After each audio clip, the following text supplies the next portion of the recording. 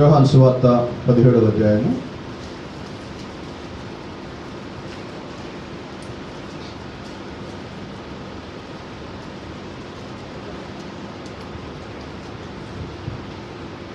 14-15 వర్షం చదువుకుందాము. వారికి నీ వాక్యం ఇచ్చి ఉన్నాను, నేను లోక సంబంధిని కానట్టు వారును లోక సంబంధులు కాదు, కనుక లోకము వారిని ద్వేషించును.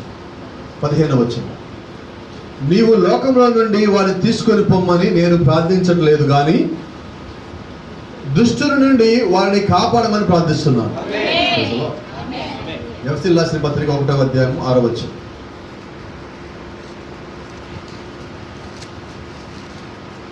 ఎట్లనగా తన ప్రియుని యందు తాను ఉచితముగా మనకు అనుగ్రహించిన తన కృపా మహిమకు కీర్తి కలుగునట్లు తన చిత్త ప్రకారమైన దయా సంకల్పము చొప్పున యేసుక్రీస్తు ద్వారా తనకు కుమారుడుగా స్వీకరించుటకై మనలను ముందుగా తన కోసము నిర్ణయించుకొని మనము తన ఎదుట పరిశుద్ధులమును నిర్దోషులమునై ఉండవల్లని జగత్తు పునాది వేయబడక మునిపే ప్రేమ చేత ఆయన క్రీస్తులో మనల్ని ఏర్పరచుకొనెను. ఆమేన్. ప్రకటన గ్రంథము 3వ అధ్యాయం 22వ వచనం. Book of Revelation chapter 3 verse 22.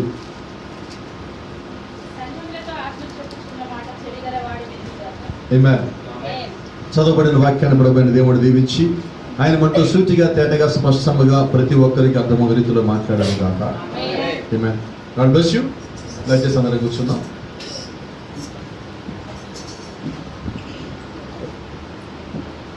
Praise the Lord. Amen. నిజంగా ప్రభు కృపను బట్టి మనం ఈరోజు రీతిగా చేరుకుని ఉన్నాం. హల్లెలూయా. కొత్త సంవత్సరం వస్తుంది అనుకున్నాము. కొత్త సంవత్సరం వచ్చింది. మొదటి నెల కూడా అయిపోతుంది ఈరోజు. ఎప్పుడు వచ్చిందో తెలియదు, ఎప్పుడు అయిపోయిందో తెలియదు. ప్రభు యొక్క రాకడ కూడా అలాగే ఉంటుంది. అందరూ వస్తుంది ఎదురు చూసేలోపు అది రావటం వెళ్ళిపోవడం కూడా జరుగుతూ ఉంటుంది. కాబట్టి మనం సిద్ధపడి కలిగిన వాడే దానిలో ఉండగలుగుతాం. ఆమేన్. అది గమనించండి. ఈరోజు ప్రభు చిత్తమైనట్లయితే ఆత్మ కలిగిన వాడు ఆత్మ చెప్పే మాట వింటాడు. ఆమేన్. అనే దాని గురించి మనం మాట్లాడుకుందాం. ఎవరంటే వాళ్ళు వాక్యం వినలేరండి, ఎవరంటే వాళ్ళు వాక్యం దగ్గరికి రాలేరండి, ఎవరంటే వాళ్ళు విన్న వాళ్ళు వాక్యాన్ని అంగీకరించలేరండి. ఎవరు అంగీకరిస్తారంటే దేవుడు ముందుగా ఎవరి లోపలైతే ఈ వాక్యాన్ని పెంచున్నాడో వాళ్ళని అంగీకరిస్తారు. ఎవరి లోపలైతే దేవుడు తన ఆత్మను ఉంచున్నాడో వాళ్ళని అంగీకరిస్తారు. Praise the lord. ఎందుకంటే ఈ వాక్యము అంతా వెదజల్ల పడతా ఉన్నది. మీకు తెలుసండి, పొలం నాటేదాని గురించి యేసుక్రీస్తు చాలాసార్లు చెప్తూ ఒక మాట అంటాడు. విత్తనం నాటుతా ఉన్నప్పుడు రకరకాల స్థలాల్లో పడ్డాయి. ఆ స్థలాలు అంటే ఏదో కాదు కానీ అవి మనుషుల యొక్క హృదయాలు. అది కొన్నిసార్లు ఏమో రాతి హృదయాల్లో పడుతుంది, మలుస్తుందా? మంచినాల్లో పడింది, మలుస్తుందా? ఇప్పుడు తుమ్మ చెట్ల కింద ఉన్న ఆ మట్టిలో అది పడిందండి, అది మలుస్తుందా? గమనించండి, అన్నీ మొలకెత్తుంది. రాతి నేలలో పడింది కూడా మొలకెత్తుతుంది. అయితే కొద్ది దాకా రాగానే వేరు లేకుండా అది చచ్చిపోతుంది. ముళ్ళ చెట్టు కింద పడింది కూడా మలుస్తుంది. అయితే ముళ్ళ చెట్టు యొక్క ప్రభావం చేత తొక్కి పెట్టబడేది పైకి రాలేకుండా అలాగే అణిగిపోతుంది. మరి కరెక్ట్గా ఎదిగేది డెడికేటెడ్ హార్ట్, సమర్పించబడిన హృదయంలోకి వచ్చి ఆ విత్తనం పడినప్పుడు, వాక్యమైన విత్తనం పడినప్పుడు అది నూరంతలుగా ఫలిస్తుంది. సో ఇప్పుడు వాక్యము సరైనదే, విత్తనం సరైనదే, అన్ని సరైన స్థలంలో పడినప్పుడు సరిగ్గా మొలకెత్తుంది. ఇప్పుడు ప్రభావం ఎక్కడ ఉన్నది? విత్తనంలో ఉన్నదా? లేదా? ఆ కింద గ్రౌండ్ లో ఉన్నది, ఆ నేలలో ఉన్నది. ఇప్పుడు మనం దేవుడికి మన హృదయాన్ని ఎలా ఇచ్చాము అనే దాని మీద ఆ వాక్యం మన జీవితంలో ఫలించేది ఆధారపడుతుంది. నువ్వు దేవుడికి ఎంత సమయాన్ని ఇచ్చావు, దేవుడిని ఎలా ప్రార్థిస్తున్నావు, నీ హృదయము నువ్వు దేవుడి ముందు నువ్వు ఎలాగ పెట్టున్నావు అనే దాని మీద నీ యొక్క జీవితం ఆధారపడుతుంది. నీ జీవితంలో వాక్యం మొలకెత్తాలంటే మొట్టమొదటిగా ఆ యొక్క హృదయం అనే దేవుడికి కావాలి. Is right? హల్లెలూయా. ఇప్పుడు ఒక మాట్లాడగచ్చా? హృదయాన్ని ఇచ్చేది ఎవరు? హృదయాన్ని మార్చేది ఎవరు? హృదయం పనిచేసేది చేసేది ఎవరు? హృదయం ఆగిపోయినట్టు చేసేది ఎవరు? వాక్యాన్ని ఇచ్చేది ఆయనే. ఆ వాక్యం నాటబడే స్థలం అలాగే నీ యొక్క హృదయాన్ని ఇచ్చేది ఆయనే. అంటే ఇప్పుడు దేవుడు హృదయాన్ని ఎప్పుడు ఇచ్చాడు నీకు? వినబడలేదు. అంటే ఇప్పుడు దేవుడికి ముందుగానే తెలిసి ఎవడు వాక్యం ఇచ్చాడు, ఎవడు వాక్యం వినడు. ఏంటండి అది? అంటే దేవుడికి తెలియకుండా, దేవుడి కనసంలో లేకుండా ఏ పని జరగదు. మనం అనుకుంటే నేను వాక్యంలో ఉన్నానని, మనం అనుకుంటే వాళ్ళు వాక్యంలో పడిపోయారని. అయితే అనుకోవాల్సింది ఎవరు? కాబట్టి గమనించండి, దేవుళ్ళో ఉన్నోడు పడిపోవడం అన్నది లేదు. ఉన్నదా? లేదండి. దేవుడు ఒకళ్ళని ఒకసారి ఒక ఆలోచన చేసిన తర్వాత వీడు నావాడు అన్న తర్వాత వాళ్ళు పడిపోవడం ఉన్నదా? వాళ్ళు జారిపోవటం ఉన్నదా? వాళ్ళు వెనక్కి వెళ్ళిపోవడం ఉన్నదా? వాళ్ళు పాతాళానికి పోగలరా? No sir. ప్రవక్త అంటారు, దేవుళ్ళో ఉన్న వాళ్ళు పరలోకానికి వెళ్ళేటప్పుడు దారిలో పోతా పోతా పాతాళం చూస్తే అక్కడ వాళ్ళకి టాటా చెప్పిపోతారు అన్నాడు. పాతాళం మొక్కల్లో పెట్టి చూస్తావు కానీ దాని లోపలికి పోవాలి. ఎందుకంటే నువ్వు ముందు నిర్ణయంలోనే దేవుడు ఒక ఆలోచన ఉన్నావు కాబట్టి. ఆయన ఒక ఆలోచనలో, ఆయన యొక్క చిత్తంలో ఎవరైతే ఉన్నారో వారు దేవుడి నుంచి ఎన్నడూ దూరం అవ్వరు. Thank you lord. ఒక మాట చెప్పండి. ఒక చిన్న వర్తమానం మాట్లాడతా. ఒకసారి వర్తమానం పేరు ఆదికాండం మీద ప్రశ్నల జవాబు అని వర్తమానంలో మాట్లాడతా ఇలా అంటున్నాడు. Now the first man, he made the first man in his image, and we are returning back to that image. దేవుడు తన యొక్క స్వరూపములో మొట్టమొదటి మట్టి మనిషిని తయారు చేశాడు. ఇప్పుడు మనమందరము ఆ మొట్టమొదటి మానవ రూపం ఏదైతే ఉందో ఆ రూపంలో తిరిగి వెళ్తున్నాం. అక్కడి నుంచి పడిపోయి ఉన్నాము, తిరిగి వెళ్తున్నాం. Praise the Lord. That's right, to our first created image. Where we are going back? మొట్టమొదట దేవుడు తయారు చేసిన ఆ రూపం ఏదైతే ఉన్నదో ఆ రూపం తిరిగి వెళ్తున్నాం. When God created me, దేవుడిని క్రియేట్ చేసినప్పుడు, when God created me, William Branham, I was before the foundation of the world. నన్ను భూమి మీద దేవుడు విలియం బ్రహ్నామ్ గా తయారు చేసినప్పుడు దానికైనా ముందుగా నేను పరలోకంలో తయారు చేస్తున్నాడు. ఎప్పుడు తయారు చేశాడు? Before the foundation of the world. జగత్తుకి పునాది వేయబట్టడానికైనా ముందుగా. He made my being. నా యొక్క రూపాన్ని దేవుడు ముందుగా ఇక్కడ తయారు చేస్తున్నాడు. మై స్పిరిట్, నా యొక్క ఆత్మని దేవుడు అక్కడ తయారు చేస్తున్నాడు. Hallelujah. I was not conscious of anything as far as I know. అయితే ఇప్పుడు నాకు అంత జ్ఞాపకం లేదు. అది నాకు గుర్తుండదో లేదు, ఇప్పుడు నాకు తెలియట్లా. అయితే బట్ ఐ వాజ్ దేర్. అయితే నాకు ఒక సంగతి తెలిసి అక్కడ ఉన్నా. Praise the Lord. Amen. ప్రవక్త అంటాడు, దేవుడు మనం సృష్టించినప్పుడు మొట్టమొదటిగా ఈ రూపంలో సృష్టించాల. నీ యొక్క థియోఫరీని ఫస్ట్ సృష్టించాడు దేవుడు, ఆ తర్వాత నేను సృష్టించాడు. సో ఇప్పుడు ఈ శరీరం మొదట రాలేదండి, దీనికన్నా ముందు నీకు ఒక శరీరం ఉన్నది. ఆ శరీరం ఏంటంటే ఒక క్యారీ బ్యాగ్ అంట. నేను క్యారీ బ్యాగ్. ఈ భూమిని విడిచిపెట్టిపోయిన తర్వాత ఈ యొక్క ఆత్మ శరీరాన్ని పైకి తీసుకెళ్లాలంటే ఆ క్యారీ బ్యాగ్ కావాలి. దాని పేరు మనం థియోఫరీ అంటాం. ఇప్పుడు ఆత్మ సంబంధమైన ఆ శరీరంలో నువ్వు మొట్టమొదటిగా సృష్టించబడ్డావు. ఈ శరీరం కాదు. ఆ శరీరం ఎప్పుడు సృష్టించబడింది? ఎప్పుడండి? నాకు ఇంకా కావాలి క్లారిటీ. క్లారిటీ చెప్పమంటారా? మొట్టమొదటి నక్షత్రం సృష్టించడానికన్నా ముందుగా, సూర్యుడు సృష్టించడానికన్నా ముందుగా, చంద్రుడు భూమి మీద రావడానికన్నా ముందుగా, మొట్టమొదటి మేఘం భూమి మీద రావడానికన్నా ముందుగా, ఒక సముద్రం అనేది రావడానికన్నా ముందుగా, ఒక నది అనేది రావడానికన్నా ముందుగా, భూమి మీద మొట్టమొదటి మనిషి రావడానికన్నా ముందుగా దేవుడిని సృష్టించున్నాడు. ఇప్పుడు దేవుడిని ప్రేమించాడు, నేను దేవుళ్ళో ఉన్నాను అంటే దేవుడు ఎక్కడైతే ఉన్నాడో, దేవుడు ఎప్పుడైతే ఉన్నాడో అప్పటి నుంచి ఆయనలో ఉన్నావు. అంటే నువ్వు అప్పుడు ఎక్కడ ఉన్నావు? ఆయనలో ఉన్నావు. ఆయన ఎక్కడ ఉన్నాడు? నిత్యత్వంలో. సో అప్పుడు నువ్వు ఎక్కడ ఉన్నావు? నిత్యత్వంలో నువ్వు ఆయనలో ఉన్నావు. అప్పుడు ఆయన ఏమైనాడంటే దేవుడే ఉన్నాడు. అప్పుడు ఆయన ఏమైనాడంటే ఆత్మ ఉన్నాడు. ఎందుకంటే భూమి అగాధ జలములోను శూన్యములోను చీకటిలో ఉన్నప్పుడు దేవుడు యొక్క ఆత్మ అల్లలాడుతూ ఉన్నది దాని మీద. దేవుడు యొక్క ఆత్మ భూమిని పొందుతా ఉన్నది. నేను అడిగించా ఒక ప్రశ్న, అప్పుడు నువ్వు ఎక్కడ ఉన్నావు? అక్కడే కదండి. ఆయన యొక్క ఆత్మ అల్లాడుతూ ఉన్నప్పుడు దాన్ని నువ్వు కూడా భాగమై ఉన్నావు. దాన్ని నువ్వు భాగమై ఉన్నావు. కాబట్టి దేవుడు యొక్క ఆత్మ ఎక్కడైతే ఉన్నదో నీ ఆత్మ దేవుడు యొక్క ఆత్మలో ఉన్నది. సో ఆయన యొక్క ఆత్మలో నీవు కూడా భాగమై ఉన్నావు. ఆయన ఏమై ఉన్నాడో నువ్వు అదే ఉన్నావు. అప్పుడు ఆత్మ ఉంటే మీరేమై ఉన్నారు? ఆయన వాక్యమై ఉంటే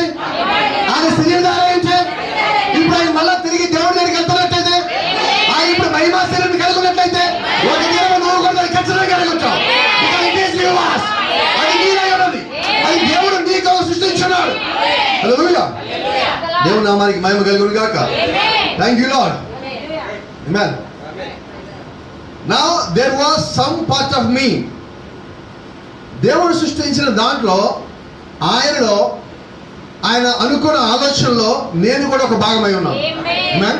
ఆయన ఇంకా అంటున్నాడు ఆర్మన్ నెవిల్, అక్కడ సంఘ కాపరి నెవిల్ గారు, ఆ నెవిల్ గారు కూడా దాంట్లో భాగమై ఉన్నారు. And the rest of you all are here. ఇక్కడ ఉన్న మీరందరూ కూడా దానిలో భాగమై ఉన్నారు. సంతోషం లేదా? ఎక్కడ భాగమై ఉన్నాం మనం? ఆయనలో. ఎక్కడది? పరలోకంలో. ఎక్కడది? నిత్యత్వంలో.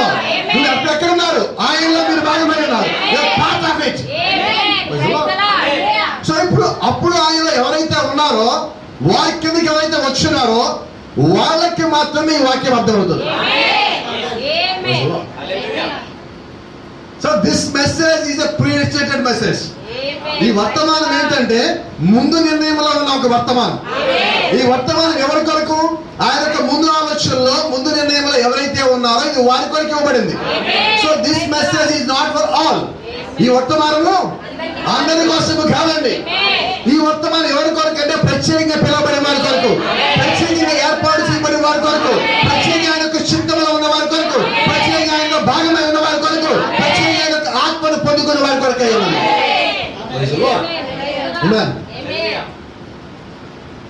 The rest of you all are here. That's in Jesus Christ before the world ever began. ఈ ప్రపంచం అన్నది ప్రారంభించడానికన్నా ముందుగానే మనం అందరము ఆయన లోపల ఉన్నాం. Praise the Lord. Amen. అందుకే పలుకుతాడు, I think that the people today that are possessed with the spirit or the spirit. ఇప్పుడు ఈ దినము ప్రజలందరూ ఆ యొక్క ఆత్మ కింద లేదంటే ఆత్మ యొక్క స్వాధీనంలో ఉండాలి. Amen. A part of these angelic beings, spirits which are rotated off of God. Amen. That never fell in the beginning and resisted the devil's lie in heaven. Hallelujah. Thank you Lord.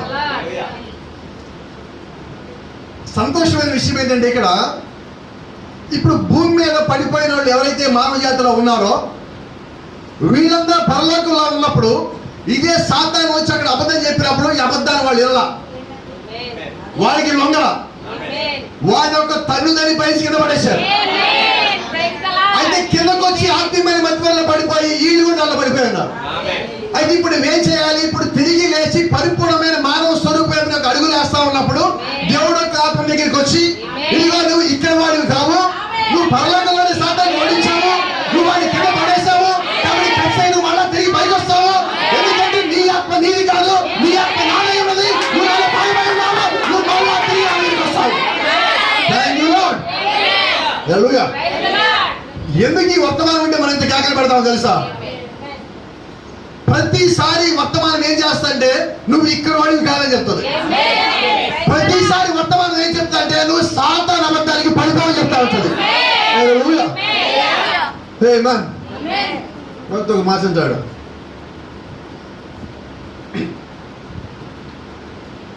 నేను దేవుడాత్మ కలిగి ఉన్నా అనేవాళ్ళు పంటి రెప్పు కూడా తట్టుకోలేరు. ఇదేంటిది? దేవుడాత్మ ఎంత గొప్పది, ఎంత బలమైనది. నువ్వు చిన్న పంటిని ఎప్పుడే తట్టుకోలేకపోతే నువ్వు ఎలాగ జయించగలవు భూమి మీద? ఈ భూమి మీదకి నువ్వు పంపించబడిందే శోధనలో పరిశోధించబడి శోధనని జయించి పైకి రావడానికి. Let me tell you one thing. If you are a real Christian, you don't give up. You don't give up. నువ్వు నిజమైన క్రైస్తవుడు అయితే, if you are a message believer, నువ్వు నిజమైన వర్తమాన విశ్వాసం అయితే నా వల్ల కాదు చేతులు పైకెత్తావు. నేను ప్రార్థిస్తా. అది అసాధ్యము, నేను ప్రార్థిస్తా.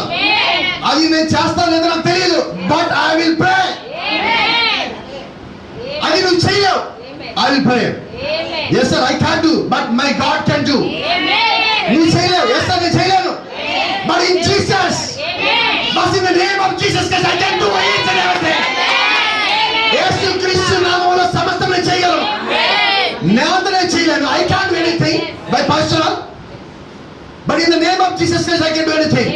యేసు క్రీస్తు నామములో చేయగలను. వాళ్ళు అంటారు అది అగాధం, నువ్వు పోలేవు. yes sir, నేను పోలేను, but by the help of the spirit I can do. అయితే ఆత్మ యొక్క సహాయం చేత చేస్తాను. యేసుక్రీస్తు ఆలయంలోకి 40 దినములు వెళ్ళున్నాడు. ఎలా వెళ్ళాడు? Led by the spirit. ఆత్మ యొక్క నడిపింపు ద్వారా వెళ్ళున్నాడు. ఆమేన్. Praise the lord. నువ్వు నిజంగా దేవుడు యొక్క కుమారుడివే కుమార్తె అయితే అరణ్యంలో యేసుక్రీస్తు ఉన్నప్పుడు యేసుక్రీస్తు పాటు ఎవరున్నారు? ఆత్మ ఉన్నది. ఆమేన్. యేసుక్రీస్తు ఆయన పరలోకానికి వెళ్ళిపోతూ సంఘానికి తన ఆత్మ ఇచ్చున్నాడు. ఆత్మ మళ్ళీ పైకి వెళ్ళిపోయిందా? లేదు. ఆత్మ ఎక్కడ ఉన్నది? సంఘంలో ఉన్నది. ఆమేన్. నువ్వు సంఘంలో ఉన్నావా? ఆత్మ నీలో ఉన్నదా?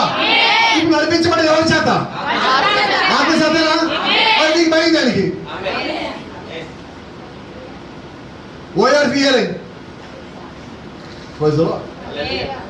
నాకు భయం లేదంటే నువ్వు కనిపించడంలో కొట్టడం కాదండి, కనిపించడంలో తింటం కాదండి. ఆ భయం గురించి మాట్లాడటల్లా. నువ్వు శత్రువుకి భయపడవు. ఎందుకని భయపడమంటే నీవు ఎవరి ఆత్మ కింద ఉన్నావు అంటే దేవుని యొక్క ఆత్మ కింద ఉన్నావు. నువ్వు ఎలాగా మాట చెప్తావు sir? Brother Paul, how can we say that? Yes sir, I can say that. Because when you are under the Spirit of God, you will be led by the Spirit of God. ఎందుకని చెప్పగలంటే నువ్వు దేవుడి యొక్క ఆత్మ కింద ఉన్నప్పుడు దేవుడి యొక్క ఆత్మ చేత నడిపించబడతావు. దేవుడి యొక్క ఆత్మ చేత నడిపించబడతా ఉన్నప్పుడు నీ శత్రువు నీ దగ్గరికి రావాలంటే మొట్టమొదటి ఎవరి దగ్గర రావాలి? నీ నాయకుడి దగ్గర రావాలి. నీ నాయకుడు ఎవరై ఉన్నారు? We don't have any human leaders. మనకి మానవ నాయకులు లేరండి. మనకి ఒకే ఒక్క నాయకుడు.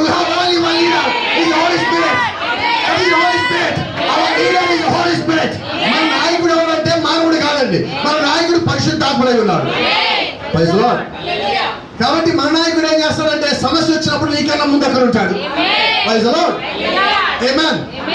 యుద్ధం వస్తే ఆయన ముందుంటాడు, సమస్య వస్తే ఆయన ముందుంటాడు, నీకు ఇబ్బంది వస్తే ఆయన ముందుంటాడు.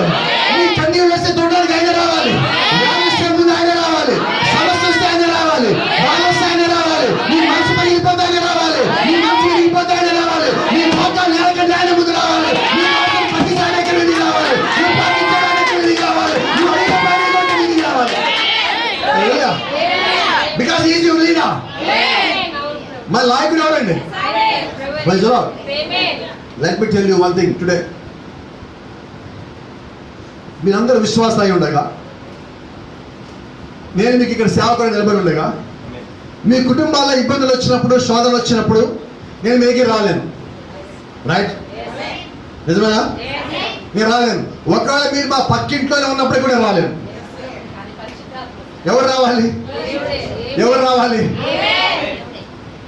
Let me tell you, don't trust human beings. మానవుల యందు మీ నమ్మకాన్ని విశ్వాసాన్ని ఉంచొద్దు. నమ్మండి, ఒక లిమిట్ ఉన్నది. అయితే లిమిట్ లేకుండా ఎవరు నమ్మాలంటే పరిశుద్ధాత్మ నమ్మాలి. ప్రతిసారి ఎవరి మీద ఆధారపడాలంటే పరిశుద్ధాత్మ మీద ఆధారపడాలి. నువ్వు దేవుడి మీద ఆధారపడినప్పుడు దేవుడు నీకు సమస్తాలు చేయగలడు. దేవుడు ఎప్పుడు ఏం కోరుకుంటాడంటే ఆయన దగ్గరికి ఎలా రావాలంటే, ప్రభువా నేను ఈ పని చేద్దాం అనుకుంటున్నాను అన్నప్పుడు ఆయన మాట్లాడు. ప్రభా నేను పని చేయడానికి వెళ్తున్నాను అన్నప్పుడు ఆయన మాట్లాడు.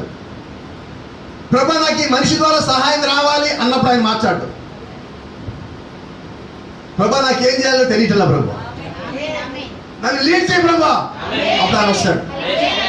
మానవులు చేసే పనులను ఆయన అడిగినప్పుడు ఆయన చేయడు.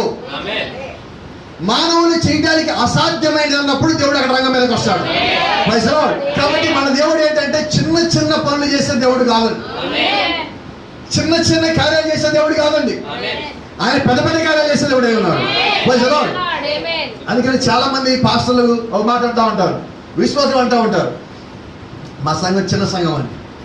పాస్టర్ అన్నారు మా సంఘం చిన్న సంఘం అండి. నేను సంఘం ఎవరు ఇచ్చారు? దేవుడు చిన్న ఇస్తాడా? మరి ఎందుకు అంటున్నావు? సింపుల్. ఒక ఆత్మ ఒక విలువ ఎంత? 10,000 ప్రపంచాలకన్నా విలువైన. మరి ఇన్ని ఆత్మలు ఇక్కడ ఉంటే ఈ సంఘం చిన్నదంతా ఏంటి? ఏం మాట్లాడుతున్నా అంటే దేవుడు ఒక ఆత్మ నీకు అర్థం కాదా? ఆయన ఇచ్చిన గిఫ్ట్ అని నీకు అర్థం కాదా? ఇంకో మాట చెప్తాను, అందరూ సరి చేసుకోవాలి ఈ విషయంలో. అందరూ సాక్ష్యం చెప్పాక ఇచ్చిన సాక్ష్యం దేవుడు నిమిషం కాదంట. చిన్నదా సాక్ష్యం? అయితే మనకి అలవాట్లు వచ్చేసింది, అది మనకు తెలియట్లా. నాకు అవకాశం దొరికింది, ఇది చిన్నదే. మీకు పెద్ద పెద్ద నా సాక్షి చిన్నదా కూడా అంటే చిన్నది కానే కాదు. చిన్నదా? No sir. ఈ గొప్ప సాక్ష్యం దేవుడిని ఉంచండి కాక. Praise lord. దేవుడు నీ జీవితంలో చేసిన ప్రతి ఒక్కరి గొప్పదే. చిన్నదా పెద్దదా? నేను ఎలాగంటాను, నాకు దేవుడు కుమారుని ఇచ్చాడు, ఇచ్చిన సాక్ష్యం దేవుడు దీవించాడు కాదు. చిన్నదా అది? డాక్టర్లు ఏమన్నారు, మా వల్ల కాదన్నారు. నా భార్య దగ్గర ఆశ వదిలేసుకోవాలన్నది. ఇప్పుడు ఏమనాలి? ఏ సాక్ష్యం? నేనంటారు రోజు మా వైఫ్ అంటుంది, వాడిని చూసిన ప్రతిసారి దేవుడు ఏంటి నాకు ఇంత అందగాన్ని ఇచ్చాడంట.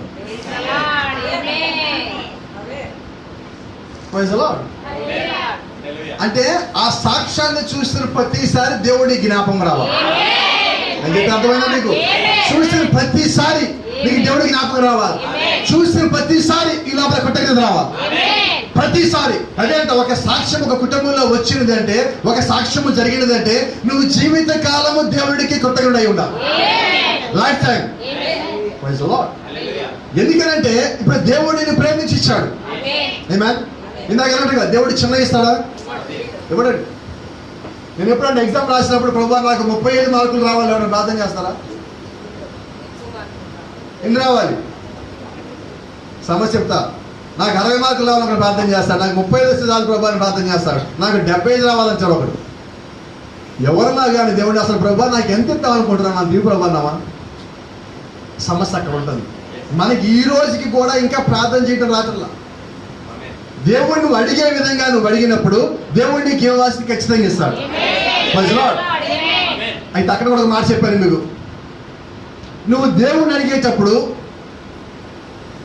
ఏమి అడగాలని లోపల పెట్టుకోవద్దు. ఇక్కడ ఖాళీ చేయి ఫస్ట్. ఇక్కడ హృదయాన్ని తెరు. నువ్వు దేవుడి ముందు మోకళ్ళు, నువ్వు కూర్చొని ప్రార్థనలో ఉండు. ఫస్ట్ కొన్ని మాటలు వస్తాయి, నా భాష చెప్తా, పాపడు మాకినవాడు. కొన్ని పిచ్చి మాటలన్నీ వస్తాయి. అంటే సందర్భం లేకుండా ఏదో చేసేయాలని ఏదో ప్రార్థన చేయాలని మనం కూర్చుంటాం. ఆ ఏదో అన్నది కొద్దిసేపటికి పోతుంది.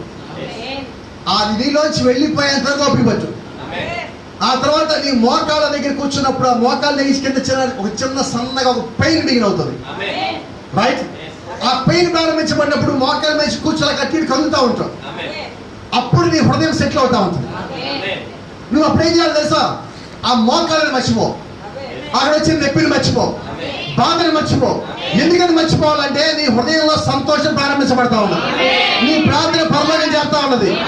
నీ మోకాలు సరిగ్గా నిలబడలేక మోకాలు కదులుతా ఉన్నది, నొప్పి తట్టుకోలేక నువ్వు కాలు అటు ఇటు మారుస్తా ఉన్నావంటే నీ ప్రార్థన పైకెళ్ళ ప్రారంభించదు.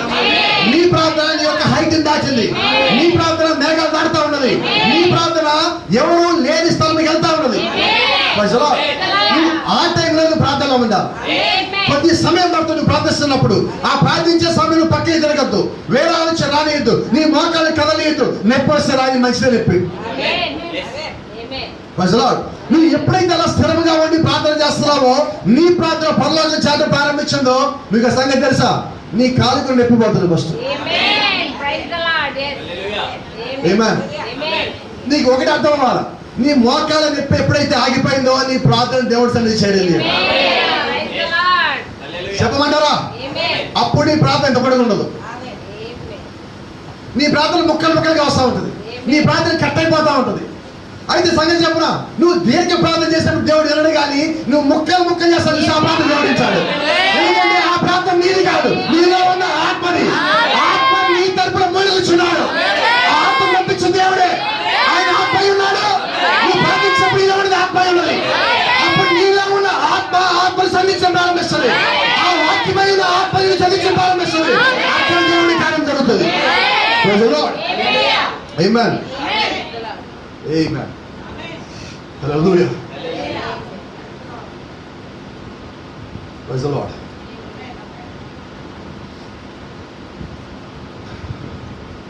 And then he put man in the dust of the earth.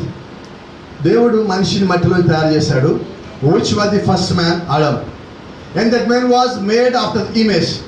ఆ మొట్టమొదటి మనిషి ఆదామై ఉన్నాడు. ఆదాం ఎవరంటే దేవుడు యొక్క రూపంలో. దిస్ హ్యూమన్ హియర్, ఇక్కడ ఉన్న ఈ మనిషి is made after the image of an animal. అక్కడ ఆదాము దేవుడి యొక్క స్వరూపం సృష్టించబడ్డాడు. మరి ఈ స్వరూపం ఏమవుతుంది? దేవుని స్వరూపం. నో సార్, ఆయన వారి ఇది జంతువుల స్వరూపం. ఏంటి పాస్టర్ ఇప్పుడు దాకా దేవుడి బిడ్డలు అన్నాడు, పరలోకం అన్న తెచ్చి జంతువులు పడేశారంటారా? నేనేం చేయలేనండి. These human bodies are made in the image of animals. ఏంటి అర్థం? దేవుని యొక్క స్వరూపం. These human bodies are made in the image of animals. ఇక్కడ ఉన్న ఈ శరీరంలో మొత్తము జంతువు యొక్క ఆకారంలో తయారు చేయబడ్డాయి, జంతువు యొక్క రూపంలో తయారు చేయబడ్డాయి. మనకి కన్ఫర్మేషన్ కావాలి కదా ఏదైనా కూడా. You got a hand just like a monkey. మన చేతి ఎలాగ ఉంటాయి? ఎలా ఉంటాయి? ఉంటాయా? అందుకని కొంతమంది మనుషులు కూడా పొరపాటు పడ్డారు. మనుషులు కోతుల నుంచి వచ్చారని ఒకడు, ఇంకోళ్ళు చింపా నుంచి వచ్చారన్నాడు. అంటే పెరుగుతున్నాడు. Got a foot like a bear, like a bear.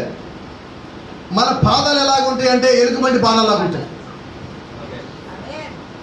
కాదా? మైకేల్ ఇప్పుడు ఇసుక దగ్గర తీసుకెళ్ళండి. మైకేల్ పాదాలు కట్టుకొని ఇసుకలో ముద్ర అయ్యింది. ఒక చిన్న ఎలుగుబంటి పిల్లని తీసుకొచ్చి అక్కడే పక్కన నడిపించండి. ఒక చిన్న కోతి పిల్లని తీసుకొచ్చి పక్కన నడిపించండి. ఆ మూడింటిలో ఏ పాదాలు ఏంటో చెప్పండి. మూడు ఒకేలా ఉంటుంది. ఏంటి తేడా? రోజులో లేదు. రూపంలో తేడాలు ఏముండవు. జంతువు రూపంలో మనం ఉన్నాయి. మన చేతులు ఎలాగ ఉన్నాయి, జంతువు చేతులు అలాగే ఉన్నాయి. జంతువుల పాదాలు ఎలాగ ఉన్నాయో మన పాదాలు అలాగే ఉన్నాయి. మొత్తం ఒకేలాగా ఉన్నాం. అయితే తేడాలు ఎక్కడ వచ్చిందంటే ఆత్మ దగ్గరికి వచ్చే బడికి తేడా వచ్చాడు. జంతువుకి ఆత్మ ఉన్నదా? లేదు. No sir. లేదు. అయితే ప్రవర్తించున్నాడు. You take the holy spirit of a man, he is lower than the animal. ఎంత కఠినంగా తెలిసే మాట. ఒకవేళ ఒక మనిషిలోంచి కానీ పరిశుద్ధాత్మని కానీ తీసేస్తే ఆ మనిషి జంతువు కన్నా ఇంకా తక్కువ స్థితిలో ఉంటాడు. He is verse than the animal. వాడి జీవితం ఏంటంటే జంతువు కన్నా ఇంకా చెడ్డగా ఉంటుంది. ఏం లేకపోతే? దేవుడిచ్చిన ఆత్మగా లేకపోతే, పరిశుద్ధాత్మగా లేకపోతే. ఈరోజు దేవుడు ఆత్మ లేకుండా పరిశుద్ధమైన ఈ కాలపు వర్తమానం కలిగి లేకుండా ఉంటే నీ యొక్క స్థితి ఎలాగున్నట్టు? వినబడాల వినబడాల మనం అంటాం కదా, జంతువు కన్నా హీనంగా, జంతువు కన్నా అధ్వానంగా అంటాం చూసావా? ఆ పదాలన్నీ ఎవరి కొరకు అంటే పరిశుద్ధాత్మ లేని వాళ్ళ కొరకు. సో ఏంటి డిఫరెన్స్? పరిశుద్ధాత్మ జంతువులు పరిశుద్ధాత్మలు, ఆత్మ లేదు. అక్కడ దేవుడు ఇవ్వాల, లేదు. మనకి ఇచ్చున్నాడు. ఆమేన్. నువ్వు ఇచ్చిన తర్వాత దాన్ని కలిగి లేకపోతే జంతువులు. ఏంటి తేడా? తేడా ఏమి లేదండి. మనం చూస్తూ ఉంటాం న్యూస్ పేపర్లో న్యూస్లు. జంతువులా ప్రవర్తించాడు, కిరాతకంగా చంపారు. వింటున్నాము సార్, మనకు సంబంధం లేదని కూడా చిన్న మాట అని మాట్లాడాను. వర్తమానంలో ఉన్నోళ్ళు, వర్తమానంలో లేనివాళ్ళు, ప్రతి మతంలో కూడా ప్రతి ఒక్కళ్ళు అంత్యకాలం అని అందరూ తెలుసు, రైట్? ప్రతి ఒక్కళ్ళు అంత్యకాలంలో ఉన్నామని, కాలం మారబోతా ఉందని, ఎత్తమాట ఉండదని, మనుషులు రూపాన్ని చెందుతారని, మన నుంచి వాళ్ళు తిరిగి లేస్తారని ప్రతి ఒక్కరు నమ్ముతున్నారు. కులము, మతము, ప్రాంతము, దేశం, భాషలు సంబంధం లేకుండా, ఖండాలతో కూడా సంబంధం లేకుండా నమ్ముతూ ఉన్నారు ప్రజలు. ఆమేన్. అయితే దీనికోసం ఏమంటారంటే నువ్వు సొంతంగా ఏమి చేయొద్దు. నీ సొంతంగా దేని నువ్వు చేతిలోకి తీసుకోవద్దు. మనం ఈ పేపర్లో చూస్తుంటారు, అందరు తెలిసి న్యూస్ ఒకటి ఉన్నది. అక్క చెల్లిద్దరు చనిపోయారు. చనిపోయారా? చంపారా? ఎలా చంపారండి? తల్లిదండ్రులు చంపారు. ఎందుకు చంపారండి? ఈ కాలం అంతమైపోయినది, సత్యయుగం ప్రారంభం అవుతున్నది, అందుకని వాళ్ళు చంపేశారు. నువ్వు చంపితే వాళ్ళు తిరిగి లేస్తారా? వాళ్ళతో చనిపోతే తిరిగి లేస్తారా?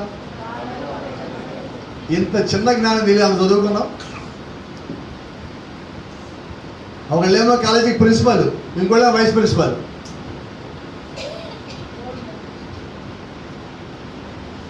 దేంతో కొట్టి చంపారు విన్నారా మీరు? ఇంతకీ రాగి చెంబు నోట్లో పెట్టారు వాళ్ళ మధ్యలో.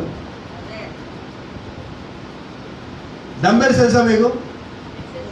ఈ డంబెల్స్ తీసుకొని తలపాగలు కూడా చంపారు. ఆ చిన్న అమ్మాయి ఇంట్లోంచి పరిగెత్తి చుట్టుపక్కల అడుస్తాడు, కాపాడండి కాపాడి అడుస్తా ఉండదు. పెద్ద అమ్మాయి ఈ పని చేస్తే తల్లిదండ్రులకు సహాయం చేయటం. ముగ్గురు కలిసి చిన్న అమ్మాయిని చంపారు.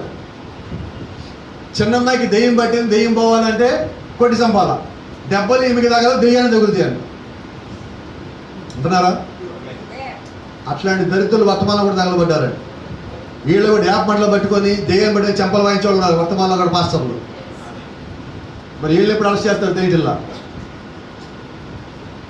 ఆమెను కొట్టి చంపారు. కొట్టి చంపాక పెద్ద అంటున్నది, నేను కూడా ఇలాగే ఉంటాను, నన్ను కూడా డబ్బులతో కొట్టి చంపండి, నేను వెళ్ళి అమ్మాయిని కూడా తీసుకుని వస్తానంటాను. ఈమెను తల్లిదండ్రులు కలిసి కొట్టి చంపారు.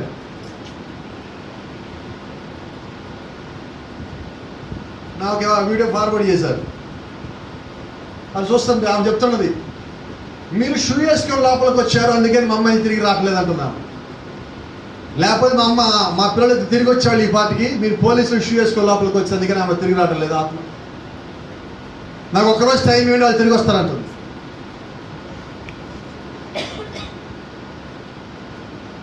ఏం చేద్దాం? దేవుడు ఆత్మ కానీ లేకపోతే జంతువుల కన్నా హీనంగా ఉంటాడు. ఆత్మ ఏమని తెలియజేస్తుందంటే నీకు సత్యవాక్యం బోధిస్తాను. నువ్వు ఆ సత్యానికి లోపడినప్పుడు దేవుడు రంగం మీదకి వచ్చే కార్యం చేయాలి, నువ్వు కాదు. నేను అంటున్నది నువ్వు కాదు చేయాల్సింది, దేవుడు ఆ పని చేయాలి. ఆమేన్. ఇప్పుడు ఒక మనిషి చనిపోవాలంటే దేవుడు అనుమతి ఇవ్వాలండి. ఆ మనిషి తిరిగి లేవాలి, దేవుడు అనుమతి ఇవ్వాలి. అయితే తిరిగి లేవటానికి దేవుడు అనుమతి ఇప్పుడు కాదండి, ఎప్పుడే ఇచ్చున్నాడు. నా మాట అర్థమవుతుందా? జగత్తుకి పునాది వేయబట్టడానికన్నా ముందుగా దేవుడు అనుమతి ఇచ్చున్నాడు. ఆయన ఎప్పుడైతే సృష్టించాడో అప్పుడే దేవుడు అనుమతి కూడా ఇచ్చున్నాడు. కాబట్టి గమనించండి, దేవుడు చేసే ప్రతిదీ కూడా దేవుడు ముందు ఆలోచనలు చేస్తున్నాడు. అయితే దేవుడు కొంతమందికి ఆయన ఒక ఆత్మనిచ్చున్నాడు, కొంతమంది ఆయన ఒక ఆత్మని ఇవ్వలేదు. ఎప్పుడు ఇవ్వలేదు? అప్పుడే ఇవ్వాల. అప్పుడు ఇవ్వని దాన్ని వాళ్ళు ఇప్పుడు కనిపెడుతున్నారు. నీకు అప్పుడే లేదు, ఇప్పుడు ఎలా వస్తుంది? అర్థమవుతుందా? కాబట్టి కొంతమంది వర్తమానంలోకి వచ్చినప్పటికీ కూడా ఎందుకు నిలబడలేరంటే కారణం అది. That is the reason, that is the main reason. కొంతమందికి మీరు వర్తమానం చెప్తా ఉంటే వాళ్ళకి ఎలా ఉంటుందంటే మిమ్మల్ని కొట్టి సంపాదిస్తూ ఉంటారు.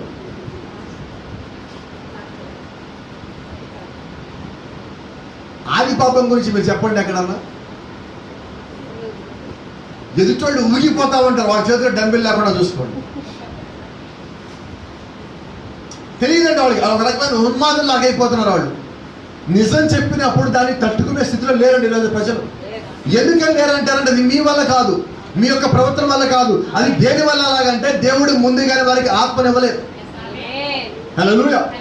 కాబట్టి గమనించండి, ఆత్మనిచ్చేది దేవుడే, ఆత్మతో బోధించేది ఆయనే. ఆమేన్. నువ్వు జగత్తుకి పునాది వేయబట్టడానికన్నా ముందుగా దేవుడి యొక్క ఆలోచనలో ఉన్నావు కాబట్టి ఇప్పుడు దేవుడు మళ్ళా నీ కొరకు ఒక ప్రవర్తన పంపిస్తున్నాడు. అది నీకు ఎలాగ అర్థమైనది? వాక్యం ద్వారా అర్థమైనది. ఎందుకంటే నీకొక్కడికే వాక్యం అర్థమైంది, వాళ్ళందరికీ అర్థం కాదా? వాళ్ళందరికీ తెలియదా? వాళ్ళకి జ్ఞానవంతులు కాదా? వాళ్ళకి సేవకులు లేరా? వాళ్ళకి పెద్ద పెద్ద సంఘాలు లేవా? ఎందుకు తెలియదా? దేవుడు ఆత్మలకు అనుగ్రహించాడు. మీరు భాష గారు మీరు చెప్పేది మాకు ఎక్కడ కొంచెం క్లారిటీ తగ్గుతుంది అంటారేమో. క్లారిటీ చేయండి. యేసుకు శిష్యులు మొత్తం ఎంతమంది? రైట్, 12 మంది. ఇప్పుడు మీరు చెప్పండి, దేవుడు ఆత్మ ఇచ్చిన వాళ్ళు ఎంతమంది? ఆత్మ ఇవ్వకుండా కలిసి పరిచయం చేసిన ఎంతమంది? ఇప్పుడు యోధ వర్తమానం కాదా? వర్తమానం కాదా? వర్తమానం బిలీవరే. డబ్బులు తీసుకొని యేసుక్రీస్తు దగ్గర డబ్బులు తీసుకొని పరిచయం చేసేవాడు పేరు చెప్పండి. ఫస్ట్ యోధా పేరు చెప్తారు. మిగిలిన శిష్యులు మొత్తము ఆ శిష్యుని చూసి అసూయ కూడా పడ్డారు బైబిల్లో ఉంది. ప్రవక్త అంటున్నాడు యేసుక్రీస్తు ఎంతైనా మనకన్నాగా యోధా అంటే ఇష్టం. అయితే ప్రవక్త అంటున్నాడు యోధాకి దేవుడు ఎందుకని డబ్బులు ఇచ్చి పరిచయం చేయమని చెప్పాడంటే యోధా పరిచయానికి వచ్చిందే డబ్బుల కోసం. మిగతా 11 మంది వాక్యం కొరకు వచ్చారు. వీళ్ళిద్దరిని కలిపి పరిచయం చేస్తున్నాడు. ఏం జరిగింది? ఇప్పుడు ఆత్మ కలిగిన వాళ్ళు, ఆత్మ లేని వాడు, లేదంటే దేవుడు ఆత్మ ఇచ్చిన వాడు, దేవుడు ఆత్మ ఇవ్వని వాడు, ఇద్దరు కలిసే పరిచయం చేస్తున్నారు. బైబిల్ చెప్తా ఉన్నది, వాళ్ళందరూ తప్పిపోలేదు కానీ ఒక్కడే తప్పిపోయాడు. ఆ ఒక్కడెవరంటే నాశన పుత్రుడు. నాశన పుత్రుడు ఏం కలిగి ఉన్నాడంటే దేవుడు ఆత్మ కలిగి లేడు. దేవుడు ఆత్మ కలిగి లేని వాడు ఏ ఆత్మ కలిగి ఉంటాడు? రెండే ఆత్మల భూమి మీద ఉన్నది. ఒకటి దేవుడు ఆత్మ, ఇంకోటి జంతువు ఆత్మ. జంతువు ఆత్మ అనగా లూసిఫర్ యొక్క ఆత్మ. ఇప్పుడు లూసిఫర్ యొక్క ఆత్మ కలిగిన వాడు మాత్రమే దేవుని యొక్క వాక్యాన్ని అర్థం చేసుకోలేవు. నువ్వు ఎన్ని రకాలుగా వాక్యం చెప్పినా వాక్యానికి వాడు తప్పు తర్జుమా చేస్తానే ఉంటాడు. ప్రజలో నిజంగా దేవుడు ఆత్మకి లోపడేవాడు అయితే ఒకే ఒక్క వాక్యం చూపించి నీతో మాట్లాడగానే ఎవడం లోపడతాం. ఒకటే వాక్యం ఏమని లోపడతాం. మరి ఇది ఇలాగదా, మరి అక్కడ అలాగుందేంటి, ఇక్కడ ఇలాగుందేంటి, ఇన్ని ప్రశ్నలు నువ్వు అడుగుతున్నావు అంటే నీ ఆత్మలో ఏదో తేడా ఉంది. దేవుడు యొక్క ఆత్మ దగ్గర రాగానే మొట్టమొదటిగా ఆత్మ నిన్ను ఒప్పింపజేస్తాడు. ఎలా ఒప్పుకుంటాను? ఒకరోజు పేతురు వలాస్తున్నాడు. యేసుక్రీస్తు అక్కడ ఉంచున్నాడు. యేసుక్రీస్తు ఎవరో పేతురు తెలియదు. యేసుక్రీస్తు అన్నాడు, కొంచెం లోపలికి వెళ్ళి ముందుకు వెళ్ళి కుడి పక్కన ఎలా అయిపో. మీకు తెలుసా, పేతురు ఎక్కడ నీళ్ళ దగ్గరికి వెళ్ళి ఆ నీళ్ళలో దోశలో చేతులు తీసుకొని స్మెల్ చూసి అక్కడ పిత్తమరికి ఉందో స్వరచేపని చెప్తాడు. నీళ్ళల్లో ఏ చేపలు ఉన్నాయో కూడా నీటి వాసన చూసి చెప్పగల శక్తి పేతురు కూడా. యేసుక్రీస్తు ఎప్పుడైనా చేపలు పెట్టాడు?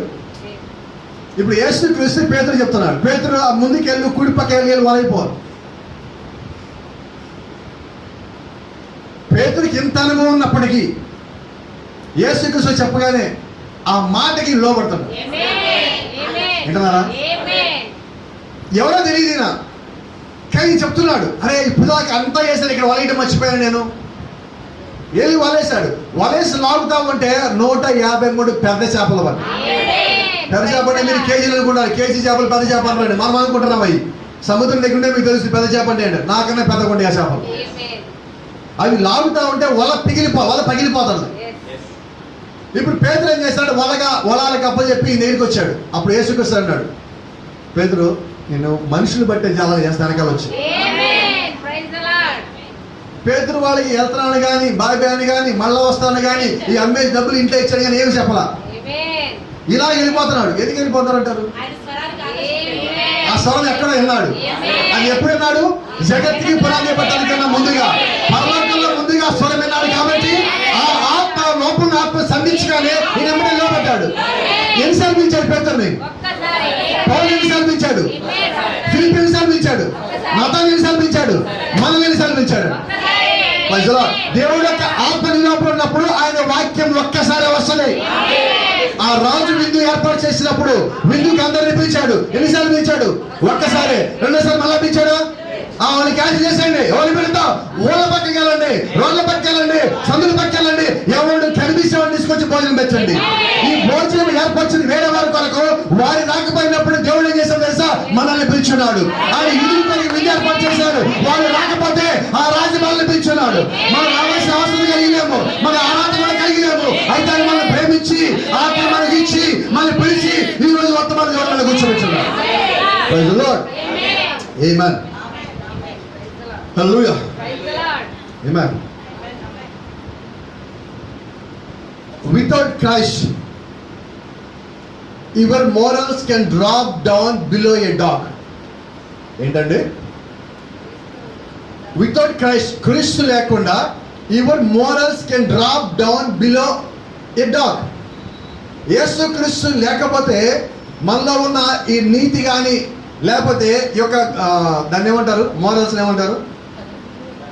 మోరల్ వాల్యూస్, విలువలు. రైట్. యేసుక్రీస్తు గారు మనం లేకపోతే మన యొక్క విలువలు ఎలా ఉంటాయంటే drop down below a dog. కుక్క కన్నా ఇంకా తక్కువగా ఉంటాయి. అంటే అటువంటి సమయంలో మనలో ఏమన్నా కుక్క అన్నా కూడా కుక్క సిగ్గుపడుతుంది. వీళ్ళని నాకన్నా ఆనందంగా ఉన్నారు వీళ్ళు, వీళ్ళతో నన్ను పోల్చడం ఏంటి అనుకోదు. అది అంటే మన స్థితి ఎలా ఉన్నట్టు? ఎప్పుడు క్రీస్తు లేకపోతే. క్రీస్తు అంటే ఏంటి? ఆత్మ. క్రీస్తు అంటే ఏంటి? వాక్యము. నువ్వు ఆయన వాక్యము కలిగి లేనప్పుడు, ఆయన ఒక ఆత్మ కలిగి లేనప్పుడు నీ విలువ ఎంత? అమ్మా కుక్క కన్నా చూడండి ఈరోజు మన పరిస్థితి ఏంటి? క్రీస్తు లేకుండా మన యొక్క జీవితం ఒక్కసారిగా చూసుకుంటే ఏం కనిపిస్తుంది? సున్నా. ఇంకా కరెక్ట్గా మాట్లాడితే సున్నా కాదండి, మైనస్. మనకు కోపం వస్తే ఎవరైనా తిట్టాలంటే మన నోట్లో వచ్చే ఫస్ట్ మాట ఏంటి తెలుసా? ఒక్క అంటావా? ఇదా రైట్? ఇప్పుడు ఆ కుక్క కన్నా మనం ఇంకా హీనకి వెళ్ళామంటే ఇప్పుడు మన పరిస్థితి ఏంటి? మైనస్ కాదు, మనం కోపంలో మాట అసలు మంచివేనా? ఎందుకు అంత డౌట్ వచ్చింది నీకు? నీ ఆత్మ ఎలా పనిచేస్తుంది దాన్ని బట్టి ఆ డౌట్ వచ్చింది. నీ ఆత్మ ప్రాపర్గా లేనప్పుడు నీ విలువ ఏంటంటే కుక్కతో సమానం. అది ఇక్కడ మనం మాట్లాడచ్చు. పాస్టర్ గారు విలువల గురించి అంటున్నారు కదా, పందికి ప్రేమ లేదా పాస్టర్ గారు అంటారు. ఎస్ సార్ ఉన్నది. పందికి ప్రేమ లేదు. పంది ఎన్ని పిల్లలకి అంటది? డజన్ అంటది తెలుసా మీకు? నిజమేనా? పంది తన పిల్లల్ని ప్రేమించదు. పంది పిల్లల దగ్గరికి ఎవరిని వెళ్తూ ఊరుకుంటుందా? అప్పుడే కన్నా పంది దగ్గరికి మీరు వెళ్తే సింహానికన్నా డేంజరు. తెలుసా మీకు? విన్నారు ఇప్పుడు అన్నమాట? సింహానికన్నా డేంజరు. మరి పిల్లలు ప్రేమించడంలా అదేంటి భాష ఆత్మ లేదంటారు? అది ఆ పందికి ఆ పంది పిల్లకి మాత్రమే సంబంధించింది, ఇక వేరే సంబంధం లేదు. అయితే దాని లోపల దేవుడు యొక్క ఆత్మ లేదు. ఎందుకంటే పరలోక రాజ్యాలు పందులు ఉన్నాయా? పరలోక రాజ్యంలో ఎవడు ప్రవేశించగలడు? దేవుడు యొక్క ఆత్మ ఎవరైతే కలిగి ఉన్నారో వాళ్ళు మాత్రమే లోపల ప్రవేశించగలరు. Praise the lord. దేవుని నామానికి మహిమ ఘనత ప్రభావం కలుగును గాక. Let me tell you, the dog don't have to wear clothes to cover himself. వింటున్నారా? ఎందుకని పందికి పరిశుద్ధాత్మ లేదని మీరు అంటారేమో, లేకపోతే కుక్కకి పరిశుద్ధాత్మ లేదని మీరు అంటారేమో. పందులు కుక్కలు వస్త్రాలు ధరించుకోవండి. పాపంలో పడింది పందా, కుక్క, మనిషి. ఎవరు వస్త్రాలు కప్పుకుంటాం ఇప్పుడు? అవునా? ఎందుకని కప్పుకుంటున్నాడు? ఈ శరీరంతో పాపం చేశాడు కాబట్టి ఈ శరీరాన్ని కవర్ చేసుకోవడం కోసం కప్పుకుంటున్నాడు. Is that right? వస్త్రం నీకు ఎందుకు ఇవ్వబడ్డాయి? శరీరం కప్పుకోవడానికి. ఇప్పుడు ఒకవేళ నీ యొక్క శరీరానికి నువ్వు చూపించాలని కోరుకుంటున్నావు అంటే నీ లోపల ఏ ఆత్మ ఉన్నది? పందాత్మ అనొచ్చా మనం? కుక్క ఆత్మ అనొచ్చా మనం? దెయ్యపు ఆత్మ అనొచ్చా మనం? లూసిఫర్ ఆత్మ అనొచ్చా మనం? అనొచ్చా? ప్రవక్త ఒక మాట అంటాడు, ఎవరైనా ముఖానికి లిప్స్టిక్ రాసుకొని పెయింట్ వేసుకొని అలాగని తిరుగుతూ ఉంటే ప్రవక్త వాళ్ళ దగ్గరికి వెళ్ళి ఏమన్నాడు తెలుసా?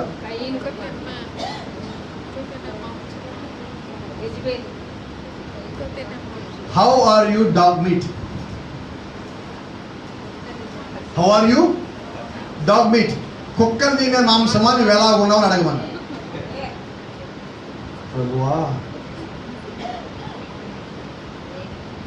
అంటే నా పరిస్థితి ఏంటి? వాక్యానికి విరోధంగా ఉంటే అంటే కుక్కలు తినే మాంసం అంటే కుక్కల కన్నా హీనందండి. మీకు తెలిసి కుక్కలు ఇంకేమైంది అంటాయో నాకు చెప్పించకండి. అవునా? మరి అటువంటి స్థితిలో నీవు ఉన్నావంటే నువ్వు దేవుడు యొక్క వాక్యాన్ని ఎలా కలిగి ఉన్నట్టు? పరిశుద్ధాత్మను ఎలా కలిగి ఉన్నట్టు? దేవుడు యొక్క వాక్యాన్ని తోసివేసినట్టు కాదా? దేవుడు యొక్క వాక్యాన్ని నిందించినట్టు కాదా? రైట్? చూడండి, నా మెసేజ్ నా మాటలు కాదు. ఆది కాండమే ప్రశ్న జవాబులు ప్రభుత్వం మాట్లాడుతూ మాట మీరు చెప్తున్నా. The dog don't have to wear clothes to cover himself, no other animal. ఏ జంతువు కూడా తన శరీరాన్ని కప్పుకునే విధంగా వస్త్రములు ధరించదు. ఇప్పుడు మానవులమైన మనం మన శరీరాన్ని ఎదుటోకి చూపించుకోవాలని తిరిగేటట్లయితే మనకి ఆ జంతువు ఒక ఆత్మకి తేడా ఏంటి? మనకి ఆ జంతువుకి తేడా ఏంటి? ఉన్నదా? కాబట్టి మన వర్తమానం ఎలాగుంటాం? వస్త్రాలు ఫుల్ డ్రెస్, కోడి పిల్ల కాదండి, మోకాళ్ళ డ్రెస్ వేసుకోవడానికి. మనం పక్షిరాజు వస్త్రాలు చూసారు ఎప్పుడా మీరు? పక్షిరాజుకి యాంకిల్ లేకుండా పైన చేసుకెళ్ళి అంటే అది అక్కడి నుంచి వస్త్రం ధరించుకుంటూ వచ్చి పుట్టుకతో దానికి అలా ఉన్నది. ఆ దేవుడు పుట్టుకలను పెట్టుకున్నాడు. కాబట్టి ఈ రోజు నువ్వు ఇక్కడికి వచ్చాక మాటం కాదండి, అది నీకు పుట్టుకతో నా గుణలక్షణం ఉంటుంది. నా మాటను గ్రహించండి, అది పుట్టుకతోనే. ఇక్కడ పుట్టుకొచ్చిన మాట్లాడటం అసలుకి జగత్తుకి పునాది పెట్టడానికి కన్నా ముందుగా నువ్వు దేవుడు యొక్క ఆత్మలో ఉన్నప్పుడు ఆ యొక్క గుణలక్షణములు దేవుడి ద్వారా పొందుకున్నావు. అది ఈ రోజు దగ్గర రాలేదు. ఆమేన్. చూడు, it was man that fell, not the animal life. జంతువుల యొక్క క్రమం తప్పిపోలేదు, పడిపోలేదండి. మానవుని యొక్క క్రమము తప్పిపోయింది, పడిపోయింది. కాబట్టి ఇప్పుడు మానవుని యొక్క క్రమము తిరిగి లేచి నిలబడాలి. ఇప్పుడు మనం ఆ మొట్టమొదటి మానవుడు పడిపోయి ఉన్నాడు, ఆ రూపంలోకి మళ్ళా మనము తిరిగి వెళ్తున్నాం వెనక్కి. We're going back to the image of God. దేవుడి యొక్క ఆ స్వరూపంలోకి మనము తిరిగి వెనక్కి వెళ్తున్నాము. ఆ వెనక్కి వెళ్ళాలంటే నీకేం కావాలంటే దేవుడి యొక్క వాక్యం కావాలి. ఈ దేవుడి యొక్క వాక్యం ఎక్కడి నుంచి రావాలంటే మళ్ళా దేవుడి దగ్గర నుంచి రావాలి. కాబట్టి 7 సంఘకాలాలతో దేవుడు ఏమని చెప్తాడు తెలుసా?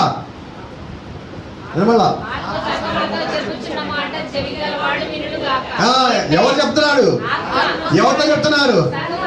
ఏమి కలిగి వినాలి? ఆ చెవి ఎక్కడ చెవి? ఇక్కడ కాదండి, నీ హృదయానికి ఉన్న చెవి. నీ హృదయానికి ఉన్న చెవి తెచ్చినప్పుడు ఆత్మ సంఘంతో చెప్పేది నీకు కనబడుతుంది. ఆ సంఘంలో నీ ఉంటుంది, నీకు అర్థమవుతుంది. ఆ ఆత్మ దేవుడి దగ్గర నీకు అర్థమవుతుంది. ఆమేన్. కాబట్టి ఆత్మ కలిగిన వాడు ఆత్మ చెప్పే మాట వింటాడు. ఆమేన్. ఆత్మ లేని వాడు లోకం చెప్పే మాట వింటాడు. ఆమేన్. Praise the lord. దేవుడు మనకి 5 రకాల పరిచయం ఎందుకు ఇచ్చాడంటే ఆయన తన ఆత్మ ద్వారా సంఘానికి బోధించాలనుకున్న దాన్ని 5 భాగాలు చేసి 5 పెట్టి పంపించాడు. ఇప్పుడు సంఘానికి ఎవరు బోధించాలి? 5 మినిస్ట్రీ ద్వారా దేవుడు మాట్లాడుతున్నాడు. ఆమేన్. 7 సంఘకాలాలకి దేవుడు 7 పంపించున్నాడు. ఆమేన్. అయితే బైబిల్ చెప్తా ఉంది ప్రకటన గ్రంథం 5వ అధ్యాయంలో దేవుడు భూమి మీదకి పంపించిన 7 ఆత్మలు. ఎన్ని ఆత్మలు అండి? అసలు దేవుడు అనేవాడు ఎన్ని ఆత్మలో ఉన్నాడు? ఒకటే. మరి ఇప్పుడు ఒకటే దేవుడు ఆత్మ అయినప్పుడు ఈ 7 ఏంటి? దేవుడిలోంచి ఈ 7 ఆత్మలు పంపించాడు దేవుడు. దేవుడు తనలో ఉన్న ఆత్మల్ని కింద పంపించినప్పుడు 7 భాగాలు చేసి ఒక్కొక్క సంఘకాలంలో ఒక్కొక్క భాగం పంపించున్నాడు. ఆమేన్. ఇప్పుడు చూడండి, భూమి మీద ఆ 7 ఆత్మలు కానీ కలిపితే పరిపూర్ణ ఒక సర్కిల్ అవుతుంది అనుకున్నాం. Is right? గమనించండి, ఇక్కడ ఉంది ఇప్పుడు మన ముందు ఉన్నది. ఇది ఒకటే సంఘం, ఎఫెసు, స్మరణ, పెర్గమము, తుయతైర, సార్దీస్, ఫిలదెల్ఫియా. 7వ ఆత్మలో ఉన్న దేవుళ్ళలో ఉన్న 7వ భాగం వచ్చినప్పుడు ఇది పరిపూర్ణం అవుతుంది. అప్పుడు ఇది పరిపూర్ణం కాదు. అంటే ఇప్పుడు ఈ సంఘ కాలంలో ఉన్న నీ దగ్గరికి వచ్చినప్పుడే దేవుడు యొక్క 7 ఆత్మలు పరిపూర్ణం అవుతున్నాయి. దేవుడు 7లో పరిపూర్ణై ఉన్నాడు. ఆయన ఎలాగ పరిపూర్ణ అంటే 7 సంఘ కాలంలో 7వ ఆత్మను పంపించిన దేవుడు 7వ సంఘాల భాగం పూర్తిగా దత్తపరచబడగానే ఆయన పరిపూర్ణ అవుతున్నాడు.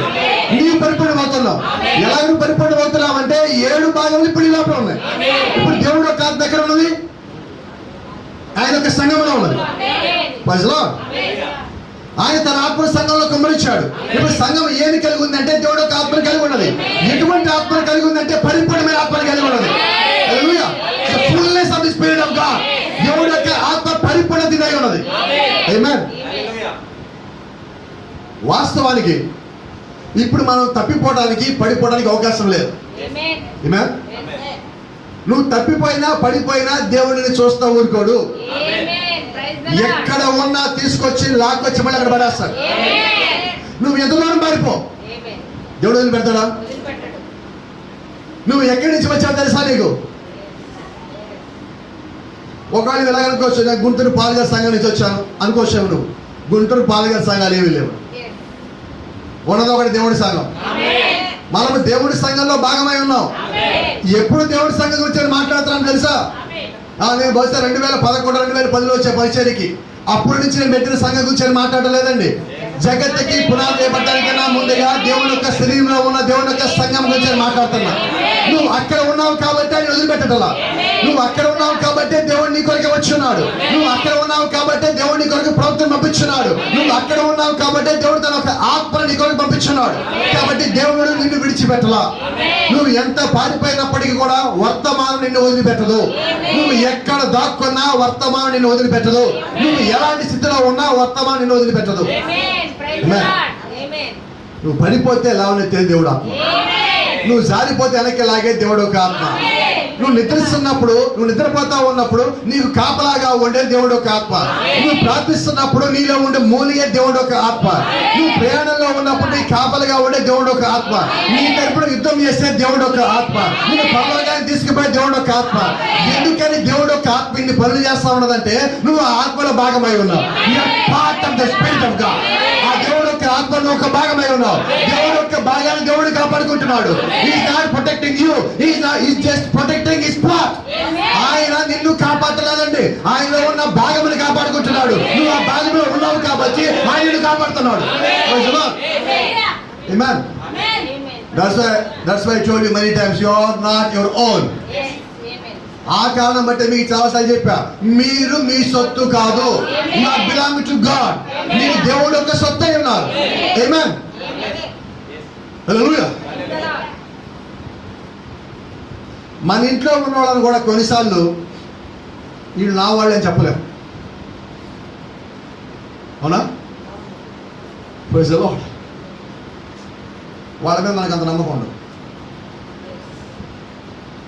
చాలా మంది విశ్వాసం, మీ పాస్టర్ ఎవరి పేర్లు చెప్పరు. ఏంటి సమస్య? నమ్మకం లేదు. నేను పలానా వాళ్ళ కుటుంబం చెప్పుకోవడం కొంతమందికి ఇష్టం ఉండదు. ఎందుకని? నమ్మకం లేదు. భార్య భర్తల కుటుంబంలో ఉన్న బిడ్డలు కానీ వీళ్ళు కానీ కొన్నిసార్లు ఒకరికి ఒక నమ్మకాలు ఉంటాం. ఎందుకని? వీళ్ళు నా వాళ్ళని చెప్పుకునే స్థితిలో మనం ఉంటాం. ఎందుకని? అయితే యేసుక్రీస్తు ఎప్పుడు అంటాడు, మీరు నా వారు. నువ్వు ఆ మాట ఎప్పుడు చెప్తావు తెలుసా? నువ్వు ఎదుటి వ్యక్తిని నమ్మినప్పుడు ఆ మాట చెప్తావు. నువ్వు యేసుక్రీస్తుని ఇంకా పూర్తిగా నమ్మరా నా దృష్టిలో. అయినప్పటికీ కూడా ఆయన అంటాడు, నువ్వు నా వాడి, మీరు నా వారు, మీరు నా యందు నేను మీ యందు. ఆయన తరపున పాఠాన్ని చేసేసాడు. మీరు నా యందు నిలిచిన ఎడల, నేను మీతో ఆల్రెడీ ఉన్నా, కానీ మీరు నా యందు నిలిచిన ఎడల మీరు తట్టుకోరు, మీరు జారిపోరు, మీరు పడిపోరు, మీరు వెనక్కెళ్ళరు, మీరు మరణంలోకి పోరు. ఎప్పుడు? ఆయన యందు, ఆయన మీ యందు, మీరు ఆయన యందు నిలిచిన ఎడల. ఆయన మనలో ఎలా ఉంటాడు? Through the word, by the spirit. ఆత్మ ద్వారా, వాక్యము ద్వారా ఆయన మనలో ఉంటాడు. అది ఏ నిజమైనట్లయితే ఈ రోజు ఎవరి సంబంధివి? దేవుడి సంబంధి.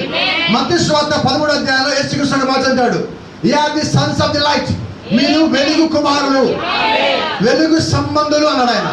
సంబంధి అంటే కుమారుడు. మరి దేవుడు ఏమై ఉన్నాడు? He is the light. ఆయన వెలుగై ఉన్నాడు. ఆయన అన్నాడు, you are the light to the world. మీరు లోకంలోకి వెలుగై ఉన్నారు. ఆయన వెలుగు మనల్ని వెలుగు అంటున్నాడు. అప్పుడు ఆయన తండ్రి అయితే మనం కుమారులై ఉన్నాము. ఆయన పరిశుద్ధాత్మ అయితే దానిలో మనం ఆత్మై ఉన్నాము. కాబట్టి ఆయన ఏమి కలిగి ఉన్నాడో ఆయన మనకి ఇచ్చున్నాడు. ఎందుకని ఇచ్చాడు?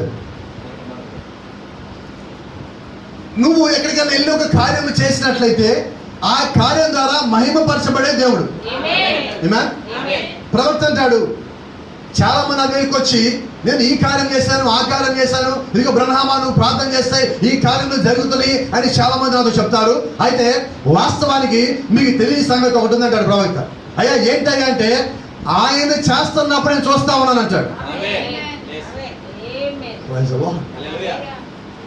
ఆయనకి ఇచ్చిన గిఫ్ట్ ఏంటంటే, ఎవరిదన్నా చేయబట్టుకున్నప్పుడు అవతల వ్యక్తిలో ఉన్న ఏదన్నా సూక్ష్మజీవి సంబంధించిన ఒక వ్యాధిగా ఉంటే ఈ ప్రవక్త యొక్క చెయ్యి ఉబ్బినట్టుగా వాచినట్టుగా అవుతుంది. దాన్ని బట్టి వారికి స్వస్థత కలుగుతో లేదో ఇది చెప్పే ఆ సూచనని దేవుడికి ఇచ్చున్నాడు. అయితే ఇప్పుడు ఆ సూచన కనిపిస్తే అంటాడు, ఇదిగో దేవుడిని స్వస్థపరచబోతున్నాడు ఇప్పుడు. అంటే ప్రవక్త అంటాడు, స్వస్థపరిచింది నేను కాదు, ఆ మాటలు నేను చెప్పా. దేవుడు నా స్వరం వాడుకొని, శరీరం వాడుకొని నాతో మాట పలికిచ్చాడు. పలికిచ్చిన వాడే దాన్ని రుజువుపరిచున్నాడు. పలికింది ఆయన, నాతో పలికిచ్చాడు. ఇప్పుడు ఆ పలికిన మాట రుజువుపరిచేది మళ్ళీ ఆయన. He has to prove it. ఇప్పుడు దాన్ని నిరూపించాల్సింది ఆయనే. ఇప్పుడు ఆ కార్యం చేసింది ఎవడు? స్వస్థపరిచేది ఎవడు? ఏంటండి?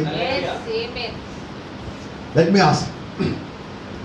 మనకి అనారోగ్యంగా ఉంది, మనం ప్రార్థన చేస్తున్నాం. ఏమని ప్రార్థన చేస్తున్నాం? ప్రభువా నన్ను స్వస్థపరచు, లేకపోతే మా ఇంట్లో వాళ్ళు స్వస్థపరచు, నా బంధువులు స్వస్థపరచు, లేకపోతే సంఘంలో ఉన్న వాళ్ళు స్వస్థపరచు. Amen? మరి సహోదరు ఆనంద్ గారి గురించి మనం ప్రార్థన చేస్తున్నాం ఇప్పుడు, రైట్? మరి ఇప్పుడు ఆ బ్రదర్ని స్వస్థపరిచేది ఎవరు? ఎవరండి? మనం ఎవరన్నా వెళ్ళి ఆయన తల మీద చేతులు పెట్టామా? ఇక దాదాపుగా మీలో సగం మంది పైన ఆయన ఎవరు చూడాలి మీరు, రైట్? అయితే ఒక మాట అన్నాను, ఆల్రెడీ ఆయన్ని చూసిన ఒక ఆయన ఉన్నాడు. మనం ప్రార్థించినప్పుడు మన ప్రార్థన ఆయన దగ్గరికి వెళ్తాయి. మన చెయ్యి అక్కడ దాకా పోలేదు. నా చెయ్యి చాపితే టేబుల్ దాకా వస్తుంది, మీ చెయ్యి చాపితే మీ ముందున్న కుర్చీ దాకా వస్తుంది. అయితే ఆయన చెయ్యి చాపితే పరలోకం నుంచి ఆ చెయ్యి గుంటూరు వస్తుంది, ఆ చెయ్యి బెంగళూరు పోతుంది. ఎక్కడికైనా చెయ్యి పోగలదు, ఆ చెయ్యి ఆయన తాకగలదు, ఆ చెయ్యి స్వస్థమగలదు.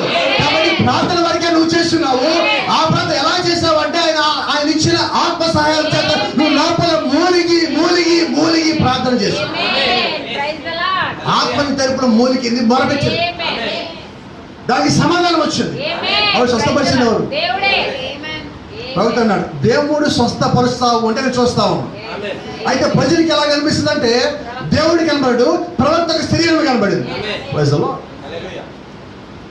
That's why so many times Brother Branham said, చాలాసార్లు సహోదరు బ్రహ్మ వర్తమానం చదివితే మీకు అర్థమవుతుంది ఆయన చెప్పిన మాట ఎలా ఉంటాయి. ఈ సూట్లో యేసుక్రీస్తున్నాడని చాలా మంది అనుకున్నారు, అది మీకు గన్నాం క్రీస్తు కాదా? చెప్పలేదా? He never said that. He was in the suit, in this suit. What is a suit? Brother Branham is a suit. అర్థమైందా? ఇప్పుడు సహోదరు బ్రహ్మ ఒక సూట్ అండి, ఒక శరీరం.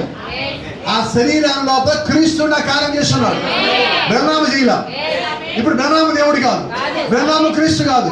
బ్రహ్మని దేవుడు అక్కడ వాడుకున్నాడు. ఒక సేవకుడిని వాడుకున్నట్టుగా ఆయన వాడుకున్నాడు. ఐసియా ప్రవక్తను వాడుకున్నట్టుగా వాడుకున్నాడు. పౌలని అపోస్తలుని వాడుకున్నట్టుగా వాడుకున్నాడు. పేతురుని వాడుకున్నట్టుగా వాడుకున్నాడు. ఆయన ఒక సేవకుడిగా ఆయన వాడుకున్నాడు. వాడుకొని ఘనమైన కార్యములు జరిగించున్నాడు. కాబట్టి ఇప్పుడు వ్యక్తులు స్వస్థపరచాలండి. స్వస్థపరిచే దేవుడు ఒక ఆత్మ. ఎందుకని దేవుడు ఒక ఆత్మ స్వస్థపరచుదంటే ఆ ఆత్మ మీరు కలిగి ఉన్నారు కాబట్టి, ఆ ఆత్మలో మీరు భాగమై ఉన్నారు కాబట్టి. ఆత్మ కలిగిన వాడు ఆత్మ చెప్పేదానికి లోపడతాడు. ఒకసారి యేసుక్రీస్తు గుంపులో వెళ్తున్నప్పుడు వెనకాల నుంచి ఒక స్త్రీ వచ్చింది. 12 సంవత్సరాల నుంచి ఆ రక్తస్రావం ఉన్నది. ఆ వచ్చి వస్త్రం చెంగును ముచ్చుకొని ఎమ్మటి వెళ్ళిపోయి మూలకే దాకాలు కూర్చున్నాం. ఎప్పుడైతే వస్త్రం చెంగును ముచ్చుకున్నదో ఆమెకు 12 సంవత్సరాల నుంచి వస్తున్న ఆ రక్తస్రావం ఆయన నుంచి వచ్చిన ప్రభావం చేత ఆగిపోయాడు. ఇప్పుడు యేసుక్రీస్తు వెనక్కి తిరిగి అంటున్నాడు, ఇక్కడ ఎవరో ముచ్చుకున్నారు. ఎవరు ముచ్చుకున్నారు? పక్కన పేతురు అంటున్నాడు, బహుశా పేతురు యోహాను అంటున్నాడు, అయ్యా నీ మీద ఇంతమంది పడుతున్నారే, వీళ్ళు ఎవరని చెప్పమంటావు అంటాడు. అందరిలాగా ముట్టుకోవాలా? వాళ్ళు ముట్టుకున్నప్పుడు అలా వచ్చి ప్రభావం బయటికి వెళ్ళింది. సో ఈ ప్రభావం బయటికి వెళ్ళి స్వస్థపడ్డారు. ఇప్పుడు ఆయన వాళ్ళ పక్కన తిరిగి ఒక మాట అన్నాడు, ఏమ్మా ఇదిగో నీ విశ్వాసాన్ని స్వస్థపరిచారు. ఎవరు స్వస్థపరిచారు? ఎవరు స్వస్థపరిచింది? సేవకులా? యేసుక్రీస్తే స్వస్థపరిచాడండి. బైబిల్ స్పష్టంగా చెప్తుంది, యేసు నుంచి ప్రభావం బయటికి వెళ్ళను. ఆ వర్చువల్ బయటకు వచ్చింది, ఆ బయటకు వచ్చి స్వస్థపరిచింది. ఆయన యేసుక్రీస్తు అడిగో నేను స్వస్థపరిచానల్లా. సో మనం స్వస్థపరిచేది ఏంటండి? మన విశ్వాసం. నీ విశ్వాసం ఎవరి మీద ఉండాలా? దేవుడి మీద మాత్రమే ఉండాలి. హల్లెలూయా. అది ప్రవక్తగా మాట్లాడుతున్నాడు. ఈ రోజు ప్రజలు ఎలా ఉన్నారంటే మనకున్న ఈ 2 కళ్ళతో ఒక్కరినేమో లోకం మీద పెట్టడము, ఒక్కరినేమో దేవుడు ఒక వాక్యం మీద పెడుతున్నాం. ఎందుకంటే మన కుటుంబాల్లో ఇంకా కార్యములు జరగటల్లా. This is the reason. కారణం ఇది. మానవుడికి 2 కళ్ళు దేవుడు ఎందుకు ఇచ్చాడంటే నీ 2 కళ్ళతో కలిపి నువ్వు ఒకే దాన్ని చూడాలి. నీకు ఇచ్చిన 2 కళ్ళు చూసేది ఒకటే, రైట్? నీ 2 కళ్ళు కలిపి ఏం చూడాలంటే యేసుక్రీస్తు మీద మాత్రమే చూపు నిలపాలి. నువ్వు ఒకటి అటు పెట్టినప్పుడు నువ్వు ఎక్కడ కార్యం చేయలేవు. పేతురు నీటి మీద నడిచినప్పుడు క్రీస్తుని చూస్తే సేపు నిలబడి ఉన్నాడు.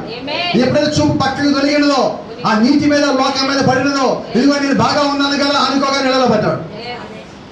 నువ్వు క్రీస్తులో ఉన్నప్పుడు నువ్వు బాగా ఉన్నావా లేదా ఎవరికి చెప్పాల్సిన పని లేదు, రైట్? నీ సాక్ష్యం ఎవరు? నన్ను ఉన్నతమైన స్థితిలో ఉంచింది ఎవరు? నేను ఎవరు చెప్పాలి ఆ మాట?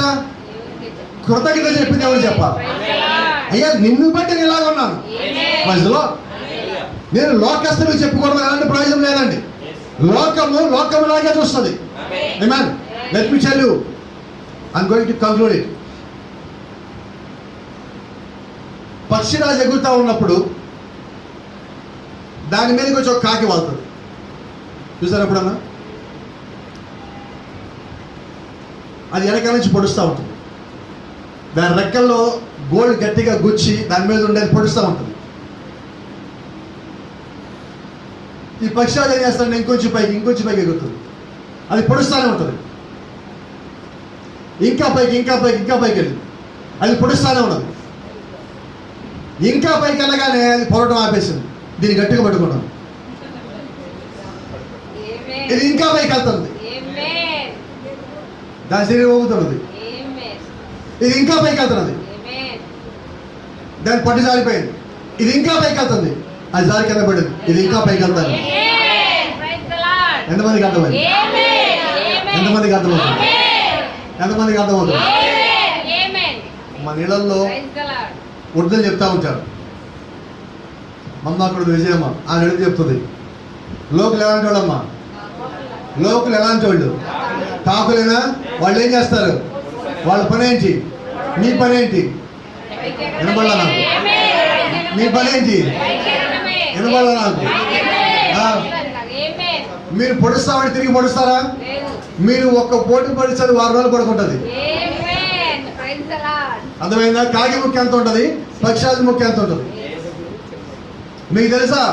పక్షిరాజు యొక్క పంజా నాశే కన్నా పెద్దగా ఉంటుంది. 25 కేజీలు 40 కేజీలు దూడని ఇలా పట్టుకొని లాక ఎగిరిపోతుంది. కాకి ఎంత ఉంటుంది? కాకి నేను కదిలించుకుంటా ఉంటుంది. తెలుసా? పక్షిరాజు ఓపిక ఎక్కువ. అనవసరంగా అరవదు, అనవసరంగా కేకలు పెట్టదు, అనవసరంగా ఏడదు, అనవసరంగా గందరగోళం చేయదు. అది టైం కోసం చూస్తుంది. ప్రవక్త ఎప్పుడు ఒక మాట అంటాడు, నీ శత్రువుతో యుద్ధం చేయాలనుకున్నప్పుడు నువ్వు ఆ యుద్ధం మీరు మార్చను. నువ్వు పాముతో యుద్ధం చేస్తున్నావు. పాముకి బలం ఎక్కడ ఉంటుంది? ఉంటుందా? పక్షిరాజుకి బలం ఎక్కడ? ఇప్పుడు ఈ పాముని పైకి తీసుకెళ్తే ఏం చేస్తుంది? ఇది కాటేయదు, మెల్లకుండా చుట్టుకొని కూర్చుంటుంది. ఎందుకంటే ఇప్పుడు అది కాటేస్తా అంటే అది పడేస్తాడు, పై నుంచి కింద పెట్టి వస్తుంది. నీ శత్రువుతో యుద్ధం చేయాలంటే ముందు నువ్వు అక్కడి నుంచి వాడిని తీసుకుని పైకి దిగు. ఇప్పుడు నీ బలం పెరిగింది. ఇప్పుడు నువ్వు ఎక్కడ ఉన్నావంటే నీ కోటలో నువ్వు ఉన్నావు. ఎప్పుడు గమనించండి, లోకం పని లోకం చేస్తానే ఉంటుంది, మీ పని మీరు చేస్తానే ఉంటుంది. ఒక మాట చెప్తా, మరి ఈ భాష వాడచ్చో లేదో నాకు తెలియదు, కానీ మరి సందర్భం 2 సార్లు వచ్చిన లోపలికి చెప్పకపోతే లెక్కప్ప చెప్పాలి. మరి రోడ్డు మీద కొన్ని మనకి వేస్ట్ కుప్పలు కనిపిస్తూ ఉంటాయి. దాని మీద రాయి వేస్తే ఏమవుతుంది? అవునా? రాయిని దగ్గర వేస్తా ఉంటే ఎలా ఉంటుంది? చాలాసార్లు చెప్పాను. ఒక కుక్క మరుగుతూ ఉన్నది, మీరు డైలీ అదే రోడ్లు వెళ్తున్నారు, డైలీ మరుగుతూనే ఉన్నది. ఎంతసేపు మరుగుతుంది? మీరు దాన్ని దాటిపోయిన మరుగుతుంది, దాటాక అదే పడుకుంటుంది.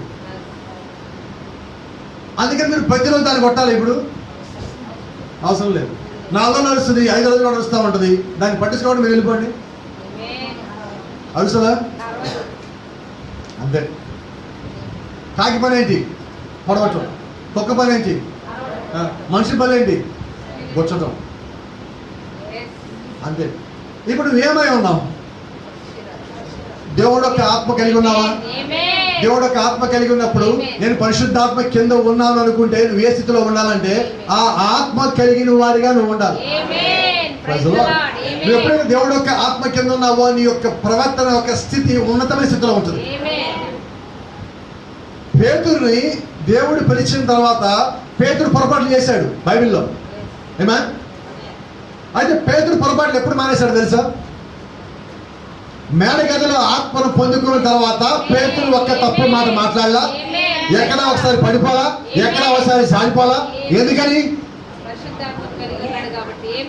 నువ్వు దేవుడు యొక్క ఆత్మను పరిపూర్ణంగా కలిగి ఉన్నప్పుడు నీ యొక్క స్థితి, నీ యొక్క స్థానం మొత్తం మారిపోతాయి. నువ్వు కనిపెట్టాల్సిన దాని కొరకే. ఈ దినము నీ దగ్గర పరిపూర్ణమైన వాక్యం వచ్చింది. దేవుడు 7 ఆత్మల్లో 7వ భాగం దగ్గరికి వచ్చింది. 7వ సాయంకాలము వర్తమానం మొత్తం బోధించబడింది. ఆయన రంగం మీద చనిపోయి ఉన్నాడు. నేడో రేపో మనం ఎత్తబడుకొని కనిపెడతా ఉన్నాము. ఇప్పుడు మనం ఇంకేదన్నా కలిగి ఉండాలంటే ఒకటే, పరిశుద్ధాత్మను పొందుకోవటం. ఆమేన్. పాస్టర్ గారు మీరు పరిశుద్ధాత్మను పొందుకోలేదంటే పొందుకునే ఉంటారు చాలా మంది. అయితే పొందుకోవడం అంటే నిన్న పొందుకున్నా, పొద్దున పొందుకున్నా, రాత్రి పొందుకుంటా, రేపు నేను పొందుకుంటాను పాస్టర్ గారు కాదండి. ప్రతి గడియ నువ్వు పరిశుద్ధాత్మని కలిగి ఉండవలసి ఉన్నది. అంటే ప్రతి గడియ నిన్ను నువ్వు సరి చేసుకోవాల్సి ఉన్నది. ప్రతి గడియ దేవుని వాక్యం సమాధాన పడవలసి ఉన్నది. ప్రతి గడియ నన్ను నేను సరిగా ఉన్నాననే ప్రభావ దేవుడిని మొరపెట్టాల్సిన బాధ్యత కలిగి ఉన్నా. ఈచ్ అండ్ ఎవ్రీ అవర్ పరిశుద్ధాత్మని కలిగి ఉండాలి. ఎందుకంటే ఆత్మ లేకపోతే మనకు స్థితి ఏంటి? ఒక్క కన్నా హీనం. ఆత్మ లేకపోతే మన పరిస్థితి ఏంటి? పంది కన్నా హీనం, కుక్క కన్నా హీనం. ఎంత ఘోరంగా మనల్ని అంటే మనం ఎలా ఉన్నామండి? దేవుడు యొక్క వాక్యానికి నువ్వు లోబడలేదంటే నీ దగ్గరున్న ఆత్మ ఏ ఆత్మ? నిన్న మనం మాట్లాడుకున్నాం. నీవు దేవుడు ఆత్మ బోధిస్తా ఉన్నప్పుడు దేవుడు ఆత్మకి నువ్వు లోబడాలి. ఆమేన్. అది వాక్యమై ఉన్నప్పుడు నువ్వు లోబడాలి. వాక్యమై ఉన్న దేవుడు నీకు వాక్యం ద్వారా నీతో మాట్లాడుతున్నాడు. ఇప్పుడు నీలో ఉన్నది పరిశుద్ధాత్మ అయితే, దేవుడు ఇచ్చిన ఆత్మ అయితే, జగత్తుకి పునాది ఇవ్వడానికన్నా ముందుగా నువ్వు దేవుళ్ళలో ఉన్న భాగమైనట్లయితే కిందకు వచ్చినప్పుడు అదే ఆత్మ నీతో మాట్లాడుతా ఉండి దాన్ని లోబడతావు. ఆత్మ కలిగిన వాడు ఆత్మ చెప్పేదానికి లోబడతాడు. Praise the lord. ఆమేన్. కాబట్టి ఈ రోజు మనం ఏమై ఉన్నామంటే ఆయన యొక్క ఆత్మలో మనం ఒక చిన్న భాగమై ఉన్నాం. ఆయన యొక్క వాక్యంలో చిన్న భాగమై ఉన్నాం. ఆయన యొక్క ఎత్తబాటులో చిన్న భాగమై ఉన్నాం. ఆయన యొక్క శరీరంలో చిన్న భాగమై ఉన్నాం. ఆయన పరిపాలించబోయే వాళ్ళు మనం చిన్న భాగమై ఉన్నాం. ఆయన సింహాసనం మీద కూర్చున్నప్పుడు ఆయన మనం చిన్న భాగంలో కూర్చొని పోతున్నాం. మనం ఆయన వధువులో చిన్న భాగమై ఉన్నాం. మనమే మొత్తం వధువు కాదండి, ఆ వధువులో మనం కూడా ఒక చిన్న భాగమై ఉన్నాం. We are little part of the bride. Praise the Lord. ఎందుకంటే వధువు ఎక్కడ ఉన్నదంటే ప్రపంచం మొత్తం ఉన్నది. ఆమేన్. నేను ఎక్కడికి వెళ్ళినప్పుడు ఒక మాట అంట, ఈ సంఘం వేరు ఆ సంఘం వేరు అన్నాను. నేను దేవుడికి ఉన్నది ఒకటే సంఘం భూమి మీద. పరిచారకులు చాలా మంది ఉన్నారు. కాబట్టి కొంతమంది అంటా ఉంటారు, ఏంటి నువ్వు మా సంఘం నుంచి విశ్వాసం తీసుకెళ్ళావు, ఆ సంఘం నుంచి విశ్వాసం తీసుకెళ్ళావు, అక్కడి నుంచి ఎక్కడికి వెళ్ళారు అని అంటూ ఉంటారు చాలా మంది. ఎన్ని సంఘాలు ఉన్నాయి? వీళ్ళు ఎక్కడి నుంచి ఎక్కడికి వెళ్ళారు? ఎక్కడి నుంచి ఎక్కడికి వెళ్ళారండి? దేవుని సంఘంలో ఉన్నది. వర్తమానం కాకుండా డినామినేషన్కి పోతే అప్పుడు బాధపడు. వర్తమానంలోకి వచ్చి డినామినేషన్లోకి పోయారంటే దాని అర్థం ఏంటి తెలుసా మీకు? డినామినేషన్ నుంచి వచ్చి మళ్ళీ డినామినేషన్కి పోయారంటే వాళ్ళు ఏమంటారు తెలుసా? వర్తమానంలో కుక్క కక్కి మళ్ళా దాన్ని వైపు తిరిగిందండి. అంటే ఏ ఆత్మ ఉన్నట్టు ఇప్పుడు వినబడనా? పరిశుద్ధాత్మ అవుతుంది అది. డినామినేషన్ తప్పని తెలియదా? అది అబద్ధమని తెలియదా? అయితే ఇక్కడ బలి దొరుకుతాడు కొంతమందికి. వంకలు పాస్టర్లు దొరుకుతారు, బలి దొరుకుతారు పాస్టర్. మనం చెప్పాం కదా మీకు, దావీదు మీదకి సొంత జనం రాళ్ళు రూపారు దావీదు చంపాలని. అప్పుడు దాకా దావీదు అనే కాదు భజన చేస్తారు వాళ్ళందరూ. ఇప్పుడు దావీదు చెడ్డాడు అయిపోయాడు. దావీదుని ఏకంగా చంపాలనుకున్నారు. ఇదే అదే బ్యాచ్, సేమ్ స్పిరిట్. నువ్వు పాస్టర్ గారిని ప్రశ్నించే ముందు అసలు మొట్టమొదటి కుటుంబం ఎలాగున్నది? ఎలాగుంది? సరిగుందా? నేను నా కుటుంబం సరిగా ఉన్నప్పుడు పాస్టర్ని అడుగుదాం. భలే ఉంటుంది, కరెక్ట్ పాయింట్. ఉంటామా?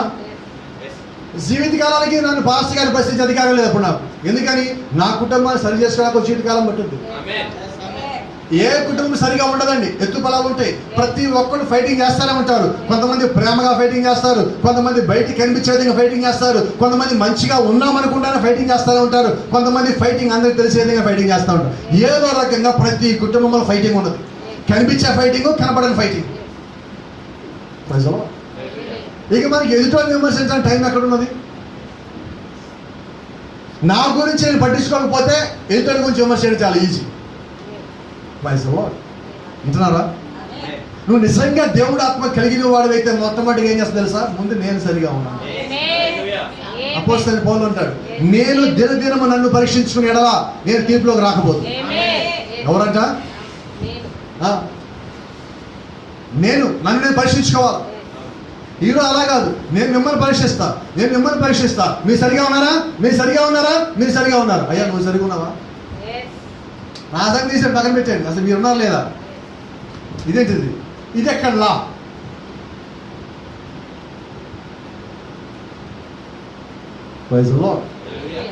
నిజంగా దేవుడు ఆత్మ మన దగ్గర ఉన్నప్పుడు దేవుడు ఆత్మను సరి చేస్తాడు. ఇక్కడ దేవుడు ఆత్మకి నువ్వు అనేనా పాస్టర్ విశ్వాసం అవ్వలేదు. ఎందుకు నేను విశ్వాసిని పాస్టర్ని క్వశ్చన్ చేద్దానని కారణం ఒకటే, పాస్టర్ అనేవాడు ప్రతి ఒక్కడు దేవుడి దగ్గర డబుల్ లెక్క చెప్పాలి. మీరని మీరు డబుల్ లెక్కలోకి రావద్దంట. నేను పాస్టర్ కాలంలో ఉండదు అక్కడ. అపొస్తలుడు బోధించాడు, కఠినమైన తీర్పులను కలిగి మీరు బోధకులు కాబట్టి. అయిపోయింది అక్కడ. మీకు చెప్పిన దానికి మీరు లెక్క చెప్పాలా, మేము జీవించడానికి లెక్క చెప్పాలా, డబుల్ లెక్క మా పని. ఇంకా మీరు మా గురించి విమర్శ చేయడం ఎందుకు? విమర్శ ఆల్రెడీ మాకు రెడీగా ఉండదు అక్కడ. మమ్మల్ని విమర్శ చేసి మీరు విమర్శలోకి రావద్దు. అలా ప్రవక్తలు మాట్లాడాడు, సేవకుని విమర్శ చేస్తే రక్తహీనత కలుగుతారు. అవసరం అసలు మనకి? లేని పని మనకెందుకు గోలంటారు? మన గోలేదో మనం పెడితే పోలా, లేని పని కొత్త జబ్బు మనకెందుకు? ఇప్పుడు దాన్ని తీసి పక్కన పెడితే పోలా. ప్రభా ముందు నా సంగతి నన్ను సరిచేయి ప్రభా, నా కుటుంబాన్ని సరిచేయ, నా ద్వారా ఎవరు రావాల్సిన వాళ్ళు నడిపించు. ఎంత బాగుండదు! ఎవడి కష్టం వాడుకున్నది, ఎవడు శ్రమ వాడుకున్నది, ఎవడు బాధలు వాడుకున్నాయి, ఎవరి కాళ్ళు పరిశుద్ధాత్మ పొందుకోవాలని, ఎవరి కాళ్ళు ఎత్తబాట్లు ఆ వరుసలో ఉండాలని ప్రార్థిస్తున్నారు. మనలో ఇంకొకళ్ళు విమర్శ చేసిన బదులు మనం కలిసి ప్రార్థన చేస్తే ఎంత బాగుంటుంది. ఈరోజు బలహీనత కలిగిన వాడు నాకు బలహీనత ఒప్పుకోడు. రైట్? ఎప్పుడు చెప్తా ఉంటా, ఇక్కడ దొంగతనం ఎవరు చేస్తారో అనుకోండి, దొంగలు అంటారు మన మధ్యలో. దొంగతనం ఎవరు చేస్తారంటే ఫస్ట్ దొంగ అంటాడు, భాస్కర్ వాళ్ళు చేసినట్టున్నారు. ఏంటిది? లాస్ట్ తేలిపోతే ఎవడు చేశాడో తెలీదా? నిజము నిలకడమే తెలుసు. రైట్? అయితే వాడు ఏం చేస్తే అందరూ డౌట్ చెప్పిస్తాడు. లాస్ట్కి అందరూ ఏమంటారంటే వాడే చూస్తూ ఉంటారు, లాస్ట్కి అసలు మాకు ఈడే డౌట్గా ఉంది. అయిపోయా, వెయిట్ చేసి తెలియదు. మరింతగా ఇక భాష ఏదో పొరపాటు నావాలి ఏంటంటే అయిపోయి ఒక్క మాటతో అయిపోయేదానికి. ఈరోజు దేవుడి దగ్గర అలాగే ఉంటుందండి.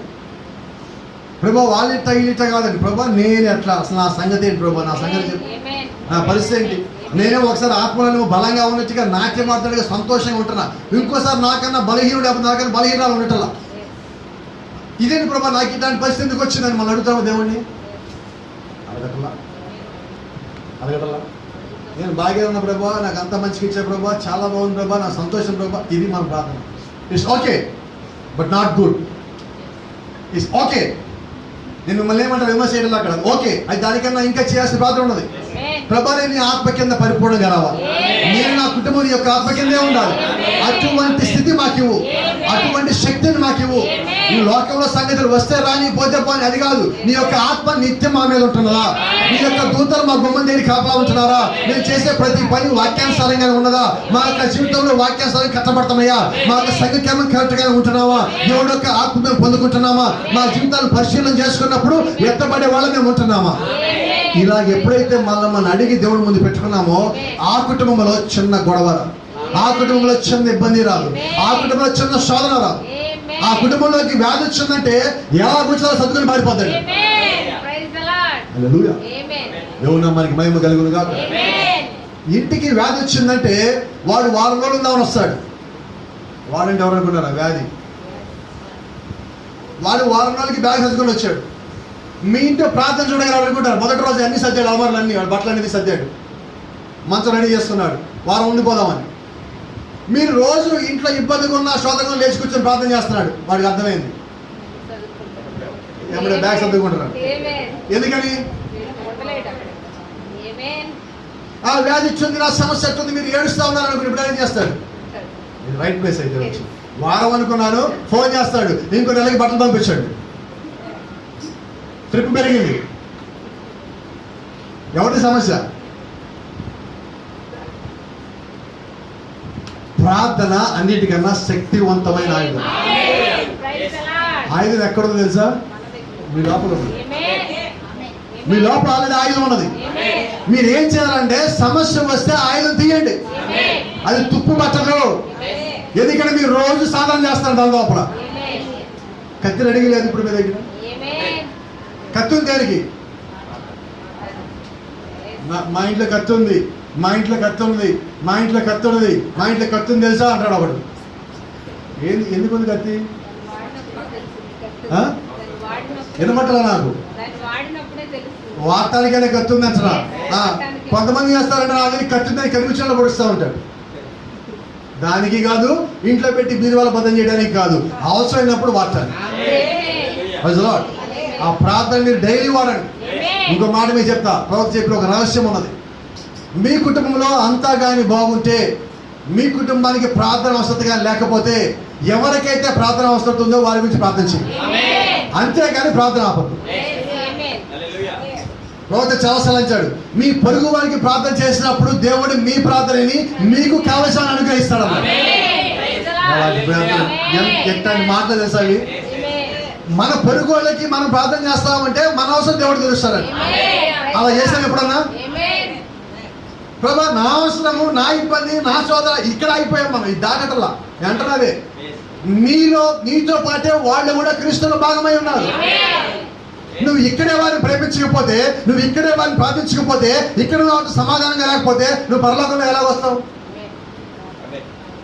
ప్రార్థన కావాలి, ప్రేమ కావాలి, సమాధానం కావాలి, నెమ్మది కావాలి, ఓపిక కావాలి, అని సహనం. ఇవన్నీ నీ లోపల భాగమై ఉన్నాయి. అయితే మనం వాటిని వాడక అవి లోపల తుప్పు పట్టిపోయింది. ఇప్పుడు చేద్దాం, వాడదాం, సాక్షేయండి, సంచిని తొలపండి. మన ఇల్లు ఖాళీ చేసాం మేము, కింద నుంచి పైకి మా 2 అంతస్తుల పైకి. ఎక్కడెక్కడో లోపడే మొత్తం బయటకు వచ్చినాయి. నాకు అనిపించింది మనం కూడా పరలోకం వెళ్ళేటప్పుడు కిందింట్లో చెత్త మొత్తం పడేసాం. అక్కడే ప్రతి చెత్త తేడాగే పడేయండి అంట సగం చెత్త బయటికి పోయి.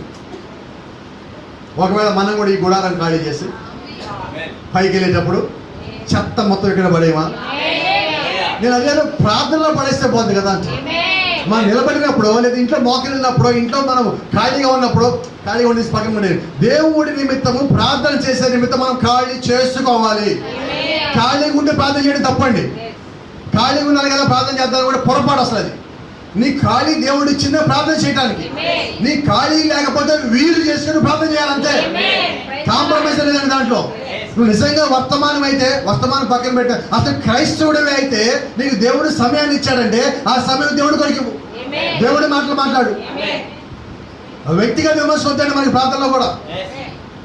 దేవుడిని ప్రార్థించు, ప్రభు నేను ఇంకా బలపడాలి, నా కుటుంబం బలపడాలి, సంఘం బలపడాలి, నా ఇరుగు పొరుగు వారు బలపడాలి, వారు ఏదైతే అవసరం ఉన్నదో ప్రతి ఒక్క అవసరము తీర్చు ప్రభు అని ప్రార్థన చేస్తామంటే నువ్వు రోడ్డు మీద బయటికి వెళ్తావు, నీ చుట్టూ ఒక ప్రభావం ఉంటుంది. ఆ ప్రభావం నువ్వు ఎప్పుడూ కలిగి ఉండాలి. ఆమేన్. నిజంగా మనం దేవుడు యొక్క ఆత్మని కలిగిన వాళ్ళమైతే దేవుడు యొక్క ఆత్మ ప్రభావం కూడా మనతో పాటు ఉంటుంది. నేను ఆత్మ కలిగి ఉన్నాను చెప్పుకోవద్దండి. ఆ ప్రభావం చెప్తుంది ఆత్మ కలిగి ఉన్నావో లేదో. నీ యొక్క ప్రవర్తన చెప్తుంది నువ్వు ఆత్మ కలిగి ఉన్నావో లేదో.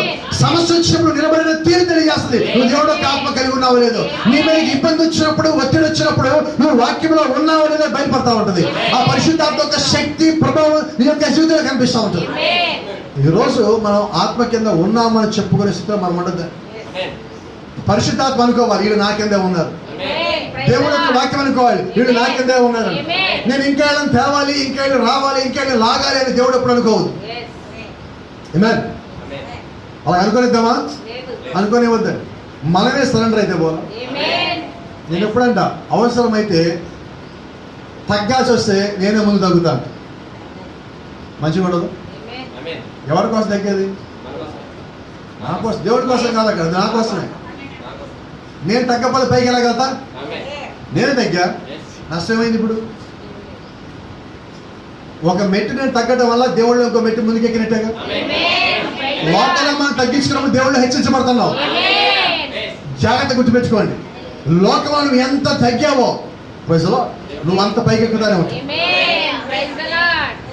నువ్వు మెట్లు ఎక్కాక నీకు తెలుస్తుంది నువ్వు ఎందుకు ఆ మెట్లు ఎక్కావో, ఎందుకు ఆ పై స్థితిలో ఉన్నావు. అనవసరమైన దాంట్లో వద్దండి, అవసరమైన దాంట్లో మనం తగ్గాం. ఆమేన్.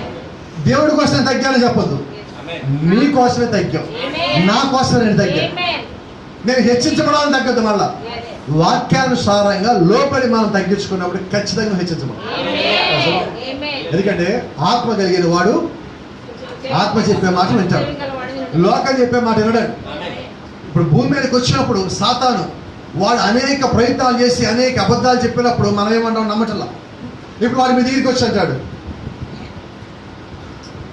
యేసుక్రీస్తు నామంలో బాప్తిజం తప్పు, నువ్వు నమ్మద్దు, నువ్వు మళ్ళా తండ్రి కుమార పరిశుద్ధ నామంలో బాప్తిజం తీసుకో అంటారు. మీరేమంటారు? తప్పు అంటారు. వింటారా? వినం. ఇంకోసారి నాతో మాట్లాడాల్సిన పని లేదు,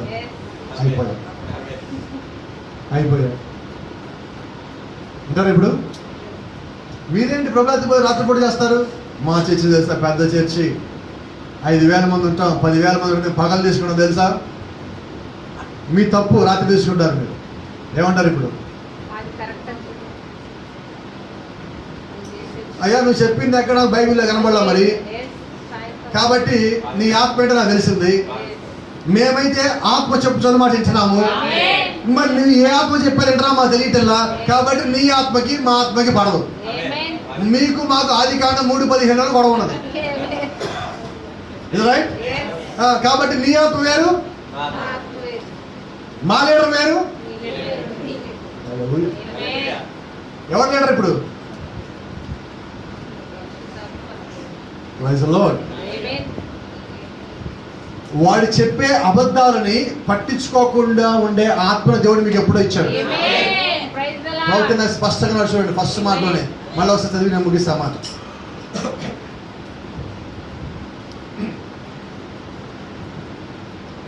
That never fell in the beginning and resisted the devil's lie in heaven. పరలోకంలోనే వాడు చెప్పే అబద్ధాలకి మీరు పడిపోకుండా దాన్ని నియంత్రించుకున్నారు. మిమ్మల్ని మీరు అక్కడ నియంత్రించుకున్నారు, దాన్ని పడిపోలే. ఆ తప్పులో వాడు పాపంలో కిందకి లాగాలని చూసినప్పుడు మీరు పడిపోకుండా అక్కడ ఉన్నారు. కాబట్టి మీకు ఇచ్చిన ఈ పోరాటము, పోరాడే ఆత్మ అక్కడి నుంచి వచ్చింది. యేసుక్రీస్తు మనకి ఏం నేర్పించారండి? పోరాటమేనా? అర్థమైందా? పోరాటమే నేర్పించింది. ఇప్పుడు నువ్వు ఏ ఆత్మని కలిగి ఉన్నావంటే పోరాడే ఆత్మ నీ లోపల ఉన్నది. ఆ ఆత్మ నీదా కాదు సార్. యేసుక్రీస్తు పోరాడే ఆత్మ నీ లోపల పెంచున్నాడు. ఆయన అదే ఆత్మని కలిగి ఉన్నాడు, అదే ఆత్మ నీకు ఇచ్చాడు. మరి ఈ రోజు నువ్వు కలిగి ఉన్న ఆత్మ ఏంటంటే అదే ఆత్మ. Thank you lord.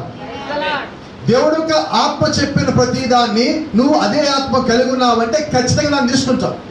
కాబట్టి అప్పుడు ఒక మాట అంటే, అయ్యా నేను ఆత్మ కలిగి ఉన్నాను కాబట్టి ఆత్మ చెప్పిన మాట నేను తీసుకుంటున్నాను.